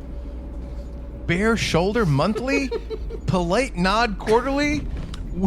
Women of a certain age looking stern weekly? Oh, yeah. Brad ignores him and focuses on the steering wheel so close to him that it's rubbing his penis with every turn. He takes the longest, windiest way to their destination. A few weeks back, Rosie was acting sick, so I took her to the vet nearby. He said it looked like she had eaten too many hot dogs. So clearly, he's not a very good veterinarian, but he's our best option right now. Besides, the other veterinarian is, get this, a woman. Can you believe it? Hey, if I need a fucking nurse for my cat, I'll give you a call, lady. Let me see. I'm going through these magazines. Curvy Broads with Master's Degrees Monthly? Midwestern women abusing the soda refill policy at Wendy's Weekly? That one's nasty. We're here. I had so much fun writing this character of Brad. Oh my God. Brad circles the block twice to climax and then screeches to a halt outside of a small animal clinic. Hard and Wet. Porn for Canoe Enthusiasts Monthly? Chicago Sport Illustrated one-piece bathing suit edition? Librarians who have to pee daily? The Farmer's Porn Almanac? They rush from the car. No time to continue listing off the many niche porn magazines in the back seat. This was an emergency. so they didn't get a chance to talk about Weakling Weekly, Meek Monthly, Women Who Love Boys with No Upper Body Strength Quarterly, Granny Grabbers Annual, Hottest Cold Women of the Decade, and the one paperback book titled A Lifetime of Polite Fucking, a novel by L. Ron Hubbard. I learned a lot from the master. Cut to vet's office. A barrage of tests are run on Gibby, who is, at this point, nearly delirious. He's muttering half words and nonsense as the veterinarian works. The vet attempts to get a blood sample, but when he inserts the needle, a putrid smell fills the room, and the sound of a balloon slowly deflating can be heard. Chuck anxiously paces in the waiting room. Brad casually thumbs through an issue of The Sexiest Walmart Greeters Digest that he brought from the car. When he sees the panic in Chuck, he tries to console his friend. You know, maybe Gibby could use a prayer right about now. Cool it, Brad. You know I don't get along with Jesus. Brad shrugs and goes back to his reading, Chuck anxiously pacing and muttering to himself. Stinking Jesus. Thinks he's better than me. People always talking about this guy how great he is. My dad's a big deal too, you know. Finally, the veterinarian calls them back to the room. Gibby is laying on the table, still looking... Well, it never looked good, but it's not any better than before. The vet is visibly exhausted as he stuffs his stained lab coat into a biohazard bag. He looks at a final round of test results on the stool sample they had scraped from Chuck's hands. Give it to me straight, Doc. Please, I'm a veterinarian. Calling me doctor is practically stolen valor. Listen, near as we can tell, this seems to be some kind of large, mutated, featherless bird. The face is mammal-like, though, so that's a head-scratcher. No, it's Gibby the Thanksgiving Ghoul, not a bird. Is it a bird? Not sure, but I can put it down for you for $100. Wait, so it is alive? I'm so fucking confused. We're not putting Gibby down. We came here so you can save him. Oh, it's a him. Honestly, we weren't really sure. I mean, it's peeing a lot, that's for certain. But I can't for the life of me figure out where it's coming from. Can you save him or not? I honestly don't know. As near as I can tell, this creature's entire biology is like nothing I've ever seen before. The only thing I was able to say with any medical certainty is that this gabagool... Gibby the Thanksgiving Ghoul. Yes, that Gibby here has 2 separate viral infections attacking his or her body. 2 incredibly strong and incredibly deadly viruses. Both some of the rarest diseases known to humankind. The vet spins his laptop around to face Chuck and Brad. Your Gooby... Gibby. Your Gumby... Gibby! Sorry, your Bubby... Gibby! The vet lights a cigarette and waves them off. Yeah, whatever you call it. Your friend Chippy here has gibmidia. And if that doesn't kill him, the equally deadly Clagibia will. I've never even heard of a creature contracting either, let alone both. Well, how could this be? Well, gibmidia and Clagibia. It's a medical mystery, and a cruel one at that. The doctor turns and looks out the window to ponder. Chuck and Brad look stunned and saddened. Gibby lays near lifeless on the table, just a small Band-Aid covering its presumed genitals. The vet awkwardly clears his throat. Now, there's no easy way to ask you this, but with either gibmidia or Clagibia, I have to ask you this. Son, have you... Chuck looks confused, then aghast at the question. Oh my God, of course not. Oh, no. I'm sorry, no. I meant, have you had sex with it? No, I would never. I mean, have I thought about it? Of course. But I would never act on those very frequent and recurring urges. Hey, sorry. I had to ask. It's medical policy. Speaking of which, I also have to ask. The vet leans in to whisper. Is that friend of yours ever violent with you? Have you experienced any abuse? Has he ever knocked you around if you don't have dinner on the table when he gets home? He nods his head toward Brad, who is reluctantly holding Gibby's limp hand. No. Sometimes. Yes.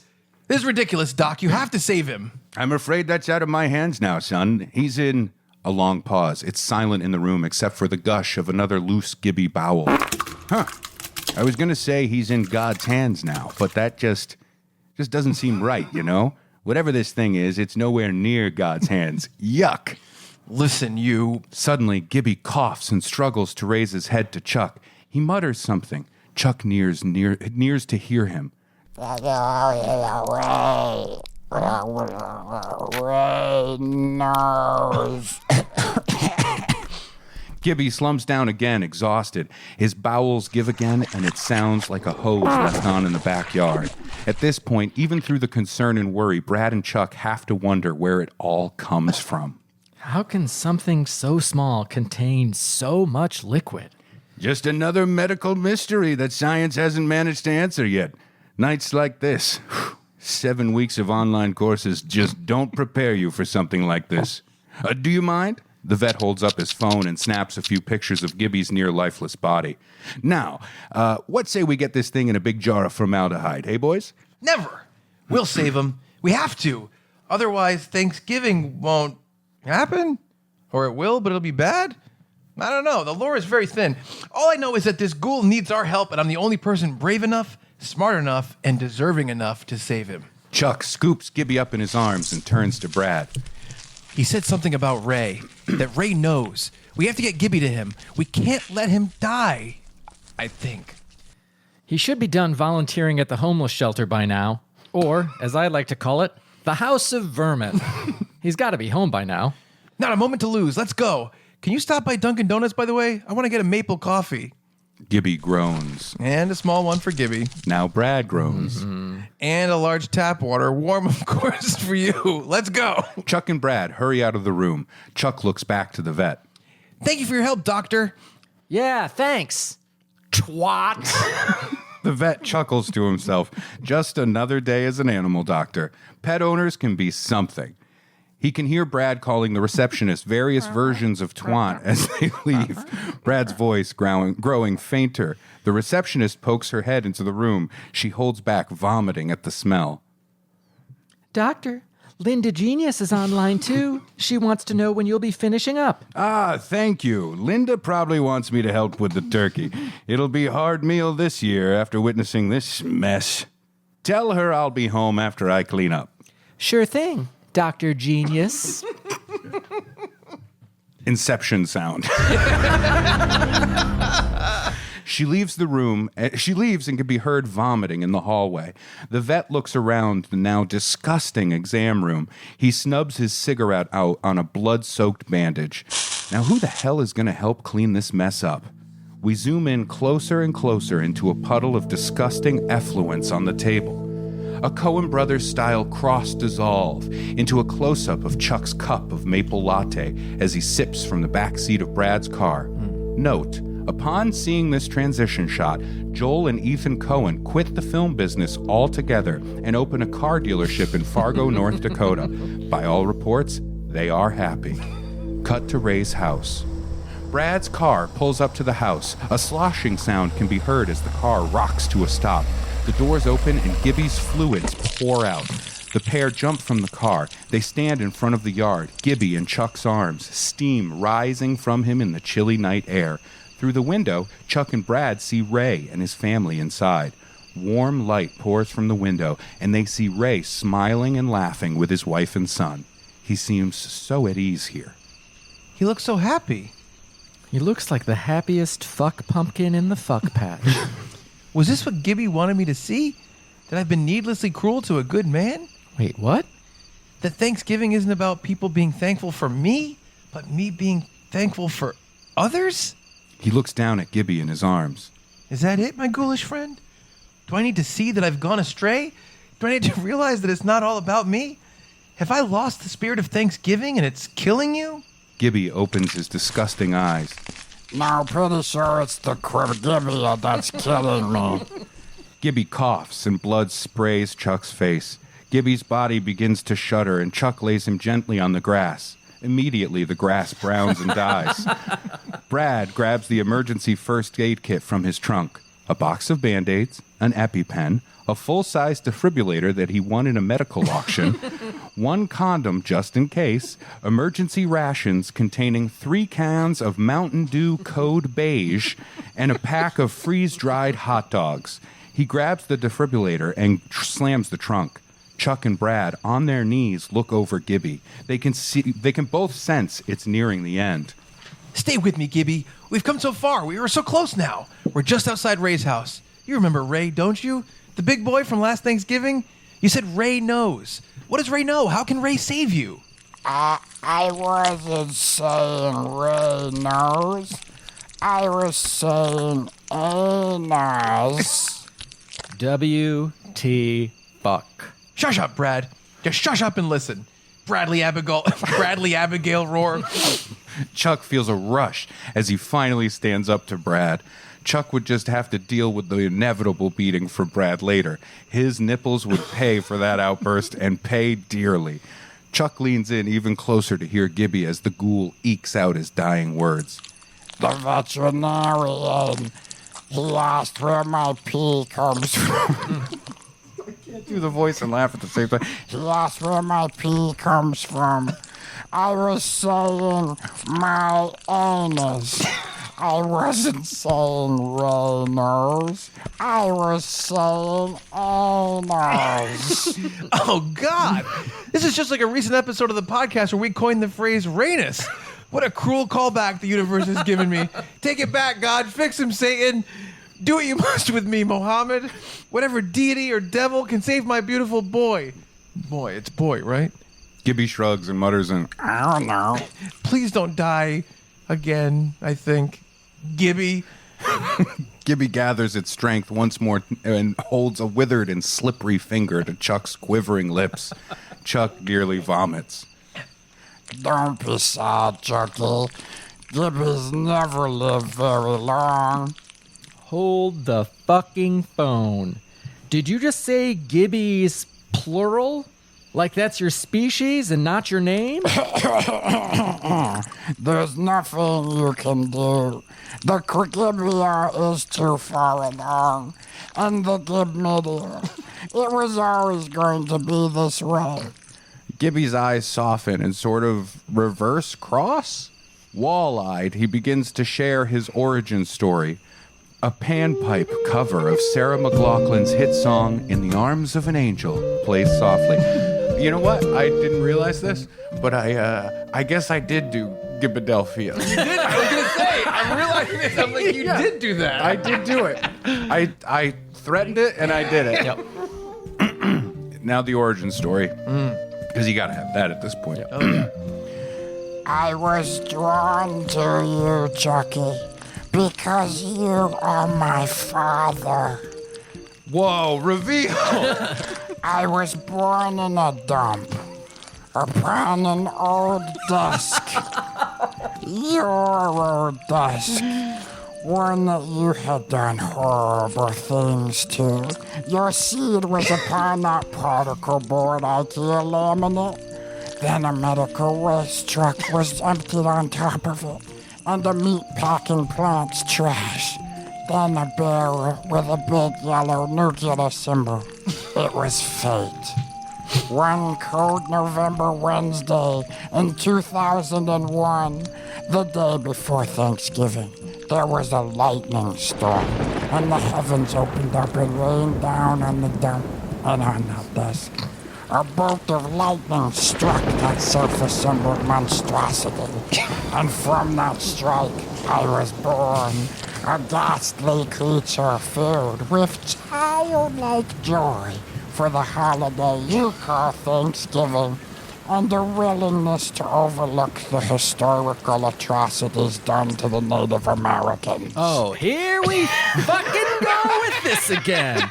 Looks like Gibby has also been infected with the woke mind virus. Do your own fucking research, Ghoul. I have some YouTube videos you should watch. They're really informative once you get past the Nazi imagery they use. I wrote coughing and farting to ignore Brad. The world needed me then. This was 2001, just after 9/11. People needed Thanksgiving more than ever. They needed Thanksgiving love and the sharing of hearth and home with those close to them.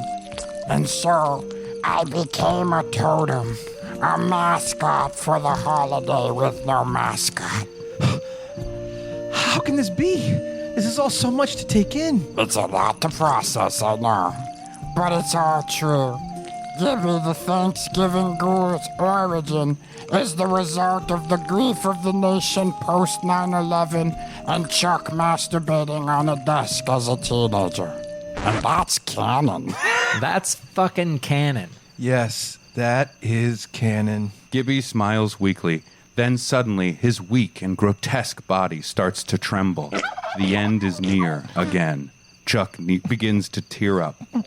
Don't cry, Chucky. Gibby holds a shaky finger to Chuck's chest. I'll be right here. His finger doesn't glow or anything, but it is alarmingly wet and somehow still sticky. What's like a really gross version of honey? Because it's like that. Gibby smiles and a single brown, yellow tear rolls down his cheek. Happy Thanksgiving, Chucky. Happy Thanksgiving, Gibby. A final gush of Gibby fluids, and Gibby slumps lifeless in the dead grass. Brad pushes in next to Chuck and pulls the defibrillator pads out. A whine of charging, and he presses them to what he assumes is Gibby's chest. Clear!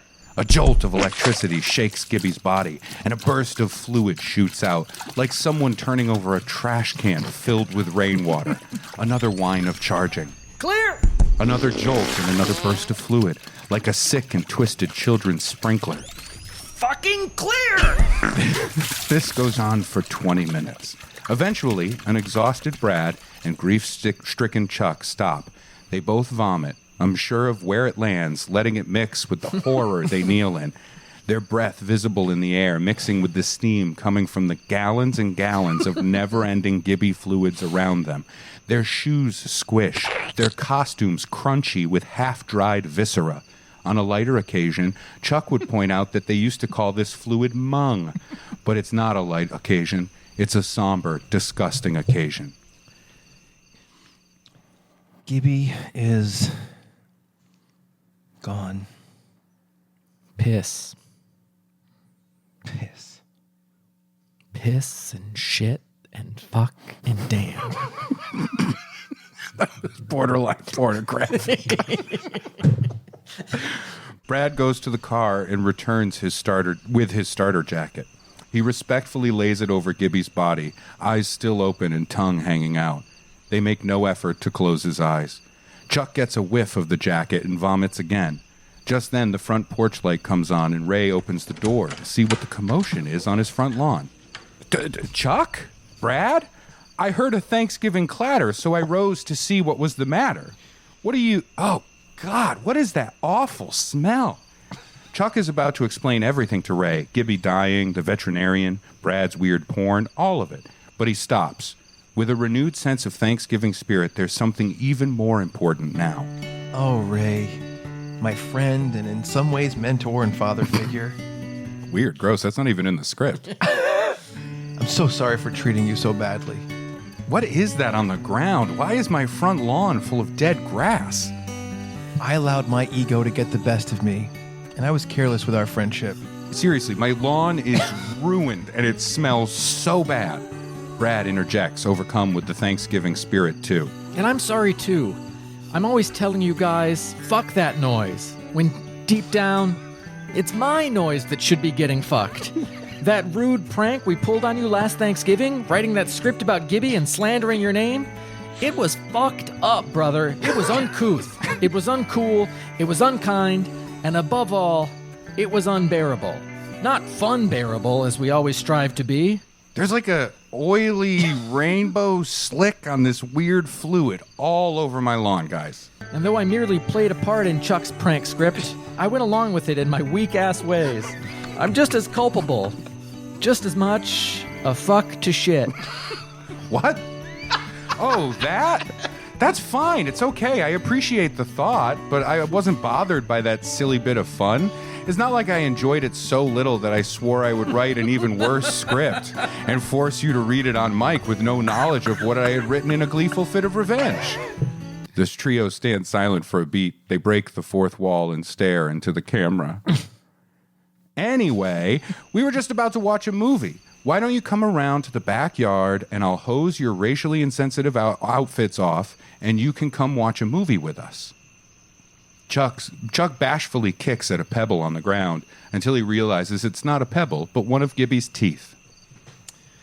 What movie are you watching? That was exactly as I pictured that. Oh, that Thanksgiving one. Man, I'm spacing on the name. The one with the guy, he goes on a long trip to get home for Thanksgiving? Trains, planes, and automobiles? No. Planes, trains, and automobiles. No. You know, the one with the kid with him? Oh, it's Dutch. No, this is in English. Brad clenches his fist. If it wasn't such a flawless joke, he'd start swinging. Oh, I remember. We're about to watch the Thanksgiving classic, Puddinhead Saves Thanksgiving. Oh! Come on around the back, and I'll get some towels. And I think we have some bleach for all that stuff on you and in your eyes and in your mouths. That would be nice. We've had a pretty hard night, Ray. It sure looks like it. Oh, and when you come in, try not to talk to my son, okay? He's been very vocal about what he thinks of both of you. And Brad, watch the language. Sure thing. I'll put on my podcasting persona the whole night. Yep, like wearing a skin suit made of Brad, which is a metaphor. Not that I'm actually interested in wearing a skin suit. The boys all laugh together, and so, after a thorough hose down and bleach scrubbing, the boys settle into a cozy evening watching the classic Thanksgiving film they all remembered fondly from childhood. They laughed uproariously when Puddinhead helped the turkeys escape the farm. They cried when Puddinhead lost his lucky pot. They cried laughing when Puddinhead says, "That pumpkin pie is soft." Damn it. They cried laughing when Puddinhead said, "That pumpkin pie is the same consistency as my soft pudding." And they all fell asleep on the couch before Puddinhead was crowned the Pumpkin Patch Pumpkin. Later in the night, Chuck stirs awake. He turns to look out the window at the front yard. In the streetlight, he can just see that the starter jacket and the horrific pile of mess that was Gibby is gone. The only evidence that there had been anything there at all was just a few hundred gallons of detritus and filth that covered the dead lawn. Ray opens his sleepy eyes on the other end of the couch and glances at the clock. It reads 12:06. Everything okay? Did my son Finn ask you to leave again? Chuck settles back into his blanket on his end of the couch, Brad snoring gently between them. He smiles. Mazzy's Stars Fade Into You begins to play. No, I just remembered something is all. And Ray? Yeah? Happy Thanksgiving. They smile at each other, aglow in the warmth of Thanksgiving appreciation and the glow of the DVD menu for Puddinhead Saves Thanksgiving. Brad bolts up. If you two don't shut the fuck up, I'm gonna moonwalk on your scrotes. Zip your lips, bitch 1 and bitch 2. Some of us are trying to sleep. Great, now my hard-on is gone. Brad curls into an angry ball. Brad curls into an angry ball and immediately falls back to sleep. Chuck chuckles to himself. Everything is back to normal. He yawns. He'll fall asleep again, too. But for now, he's going to enjoy this moment, thinking about all the people he's grateful for in his life, to give thanks for what he had, and to know that he was truly thankful. Then he felt a small but determined poke on his side. Brad's boner was back. Somehow this was comforting, and Chuck fell fast asleep. The end. Wow! Great job! Gibby the Thanksgiving Ghoul Rides Again. Rides Again. It's such an inappropriate title for what happened. Yeah. It is so much just like, in jokes of the podcast. Oh, I love it. But it was really fun to write that stuff. Oh, that was Do you that think came my out great. guys swore too much? No, I think that is the most I've ever heard you swear collectively. Yeah. I think I just heard you swear more than any time in life. Come over and watch a Bears game with me. Yeah, exactly. That's the first quarter. Well, there's no room on the couch, as we all know. Yes. It's nice to see that Suzuki made her way over from the Monster Mash. Yeah, that was great. The And then 20 Puddinhead. the 20 to 30 hot dogs struggling to turn. Yeah. That was a lot of fun. And the visual I had of you scooping hot dogs onto the plate was very fun. I don't eat that many hot dogs. I mean, in a week, how long do you think it would take you on an average if you had 20 hot dogs in your refrigerator? How long until those are gone? Probably 8 to 10 weeks. Really? Yeah.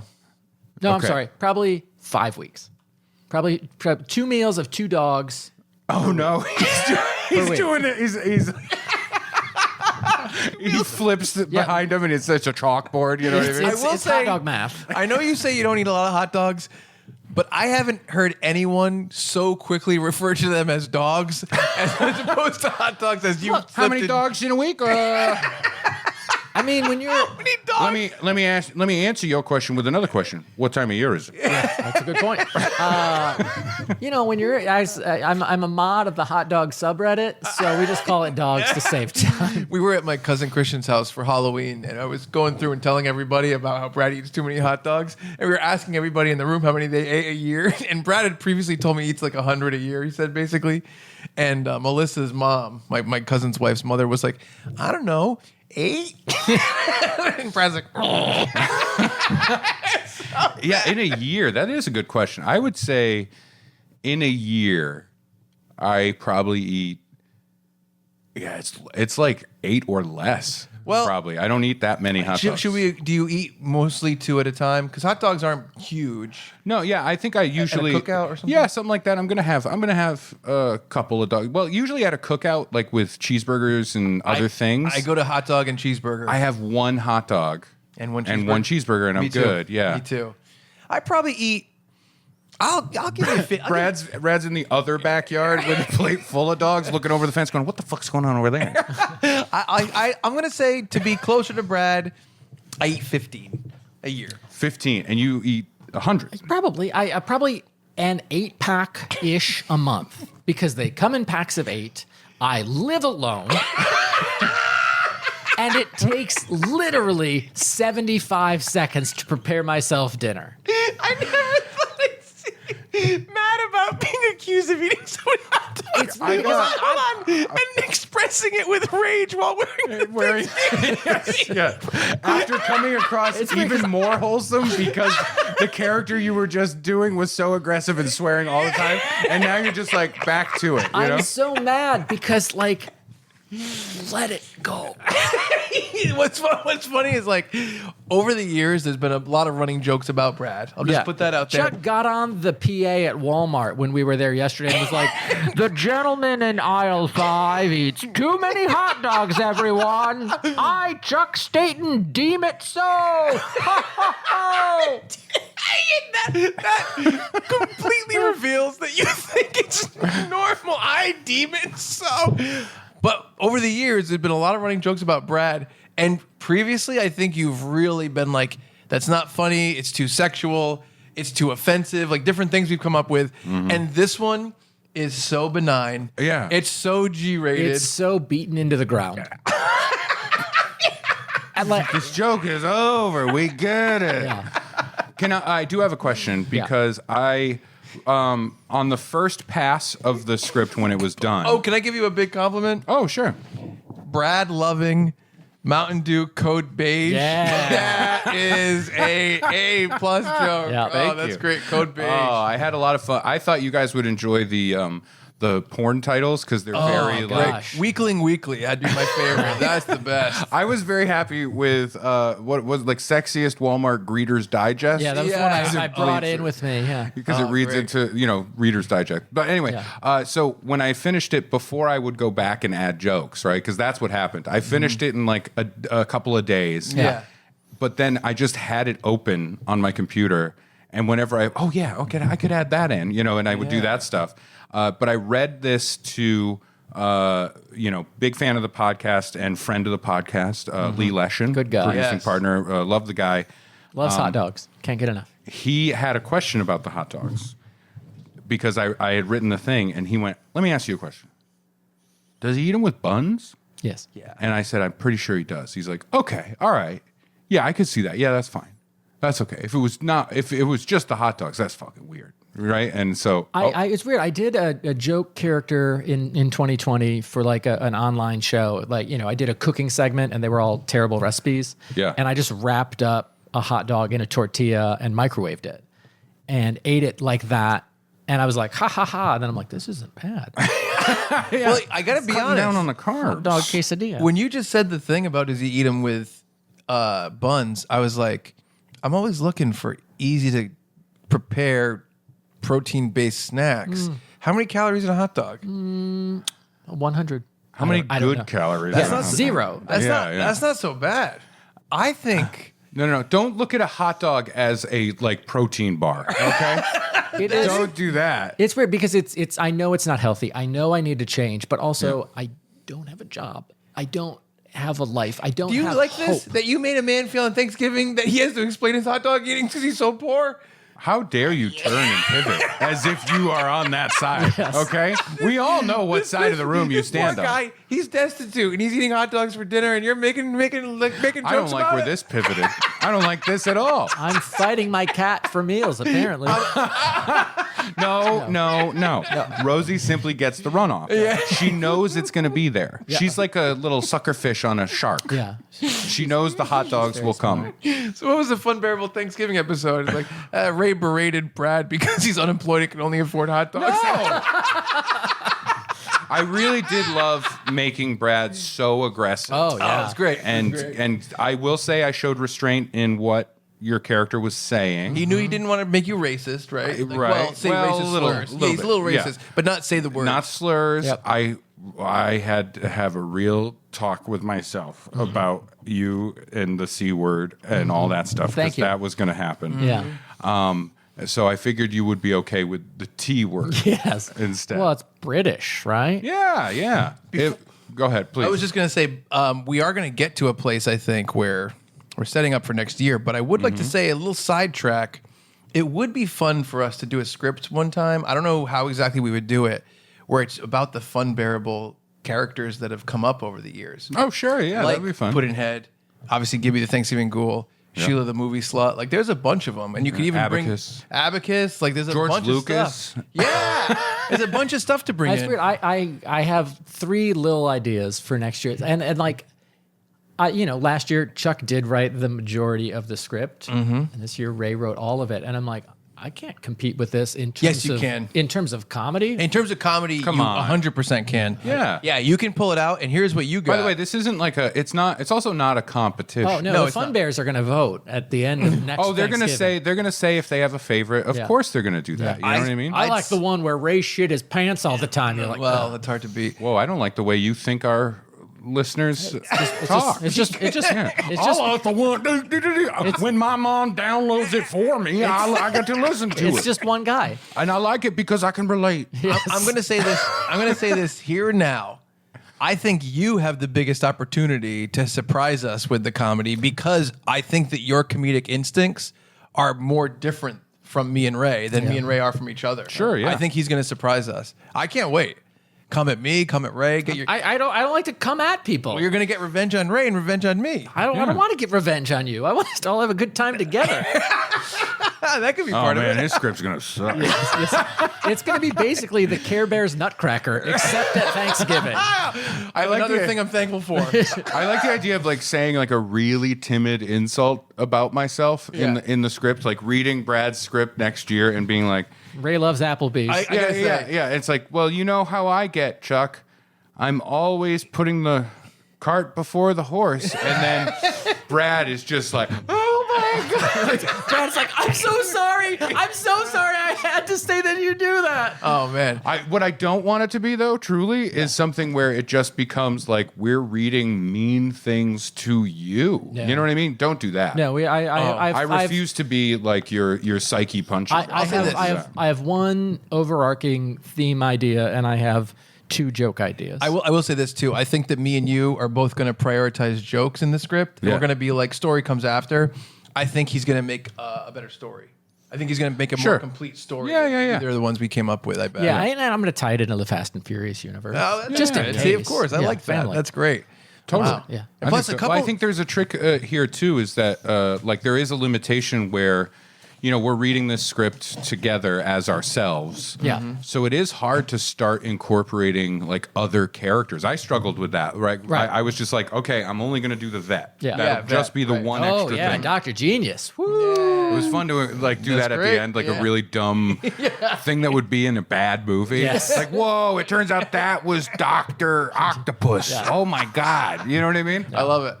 No, Yeah. I think I'm excited for your turn. I think that was a great job. Now, Ray. what do you? How do you Assuming feel? we all survive to next Thanksgiving. I think the most important. Nobody dies thing, of hot dog poisoning.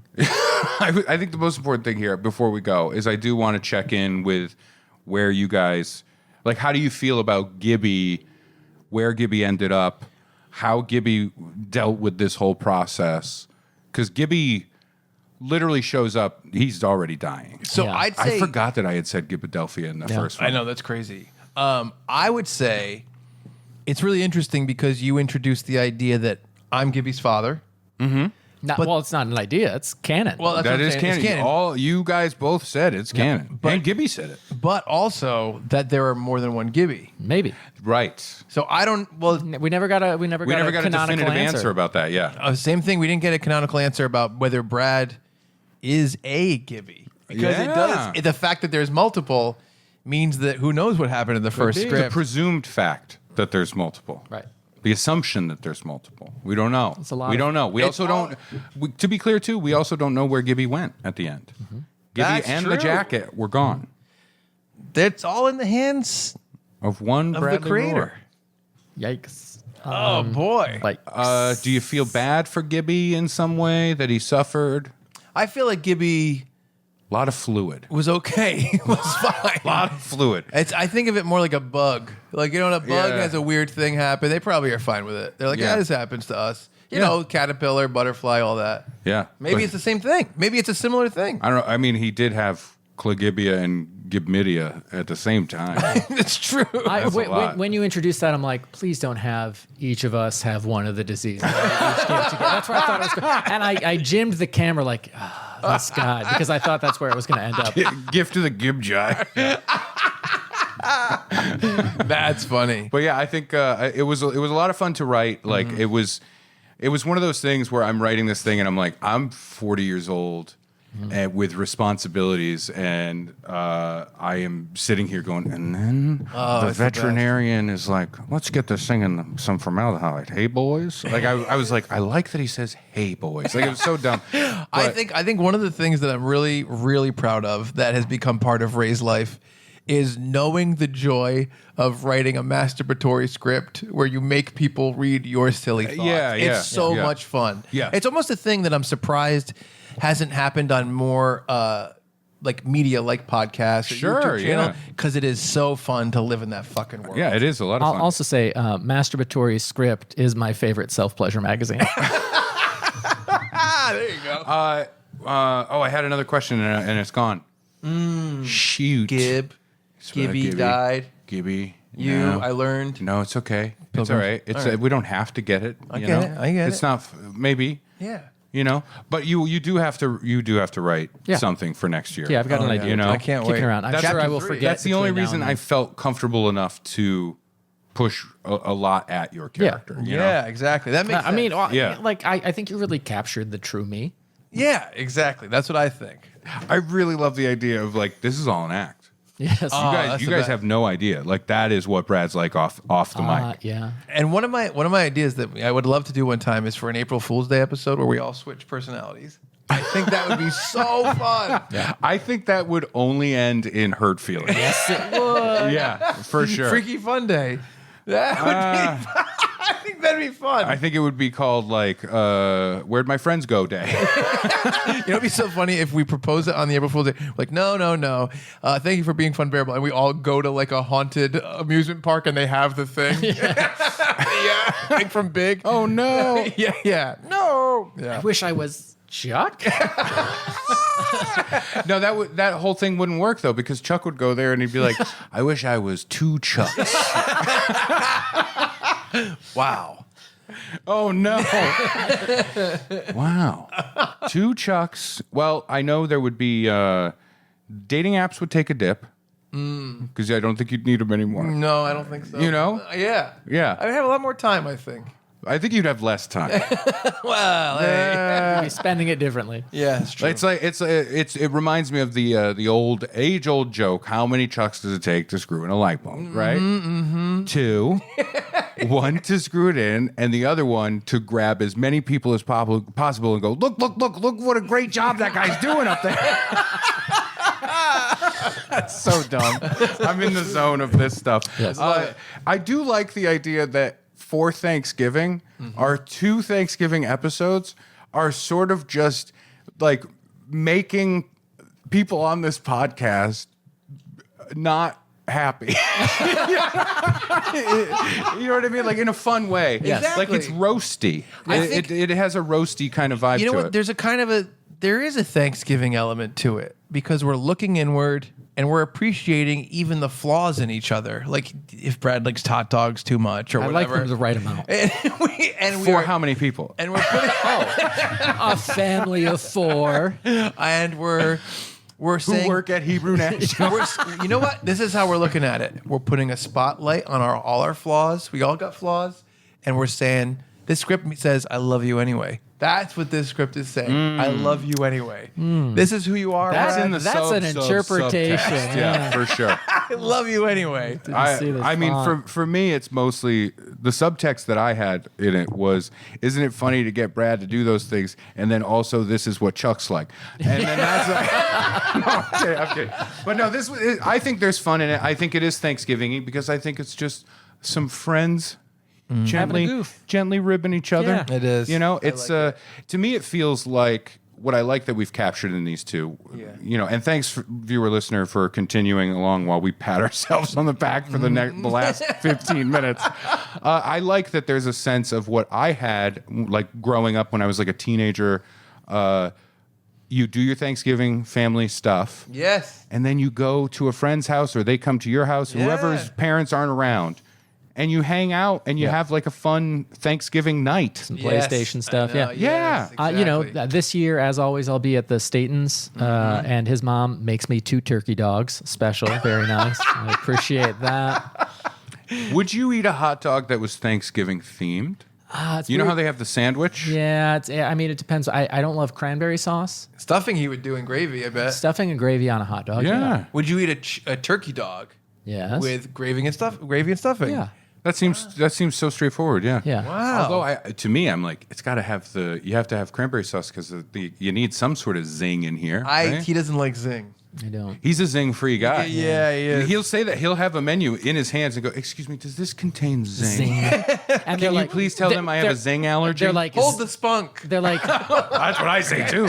they're like zinc, and I'm like, no. Zinga. With the Zinga. G. Yeah. Well, that I think we're ready to close the Thanksgiving episode. Yeah, A yeah, tight, yeah. a I tight hope you 6-hour laughed. episode. I hope you found it as funny as I found it when I was writing it. It was a great lot of fun, time. and that goes for the viewer listener as well. I really like that this was a Funbearable jokes. Yes. Yeah, thing, you know? definitely. That's what Thanksgiving should be. Yes, all about our own jokes. And hit us up on our Patreon, or not our Patreon, sorry. Behind I our keep calling it paywall. Behind Yeah, our the Russian- paywall. yeah. When you find our paywall, check out behind it. There are 14 more pages of some of the vintage porn Brad gets up to. Yeah. There's a lot of them. And remember, our phrase for building that paywall: build that wall. Build that. No, no, wall. no, Red State Chuck. no. Red State Chuck. Wait, what? No. We've been saying bill that wall. Yeah, because it's a the paywall. paywall. Oh, I see. Build I that get it. wall. Yeah, Yeah. I get it. Okay. Yeah. I understand. But hit us up, funbearablepod@gmail.com. Happy to hear from you. Find us on socials, funbearablepod. And for Ray Harrington and Chuck Staten and Gibby the Thanksgiving Ghoul. R.I.P. Maybe. ... Question mark? Yeah. The question is lightning going to strike after one of his previous victims digs him up, or is a dog going to come by and piss fire on him? Because those are the two ways I know a Gibby can come back. That's right. I'm Brad Rohr saying thank you so much, and we're sorry for being Funbearable. And happy Thanksgiving. Gobble, gobble, y'all. I like that. What a terrible... I hate it already.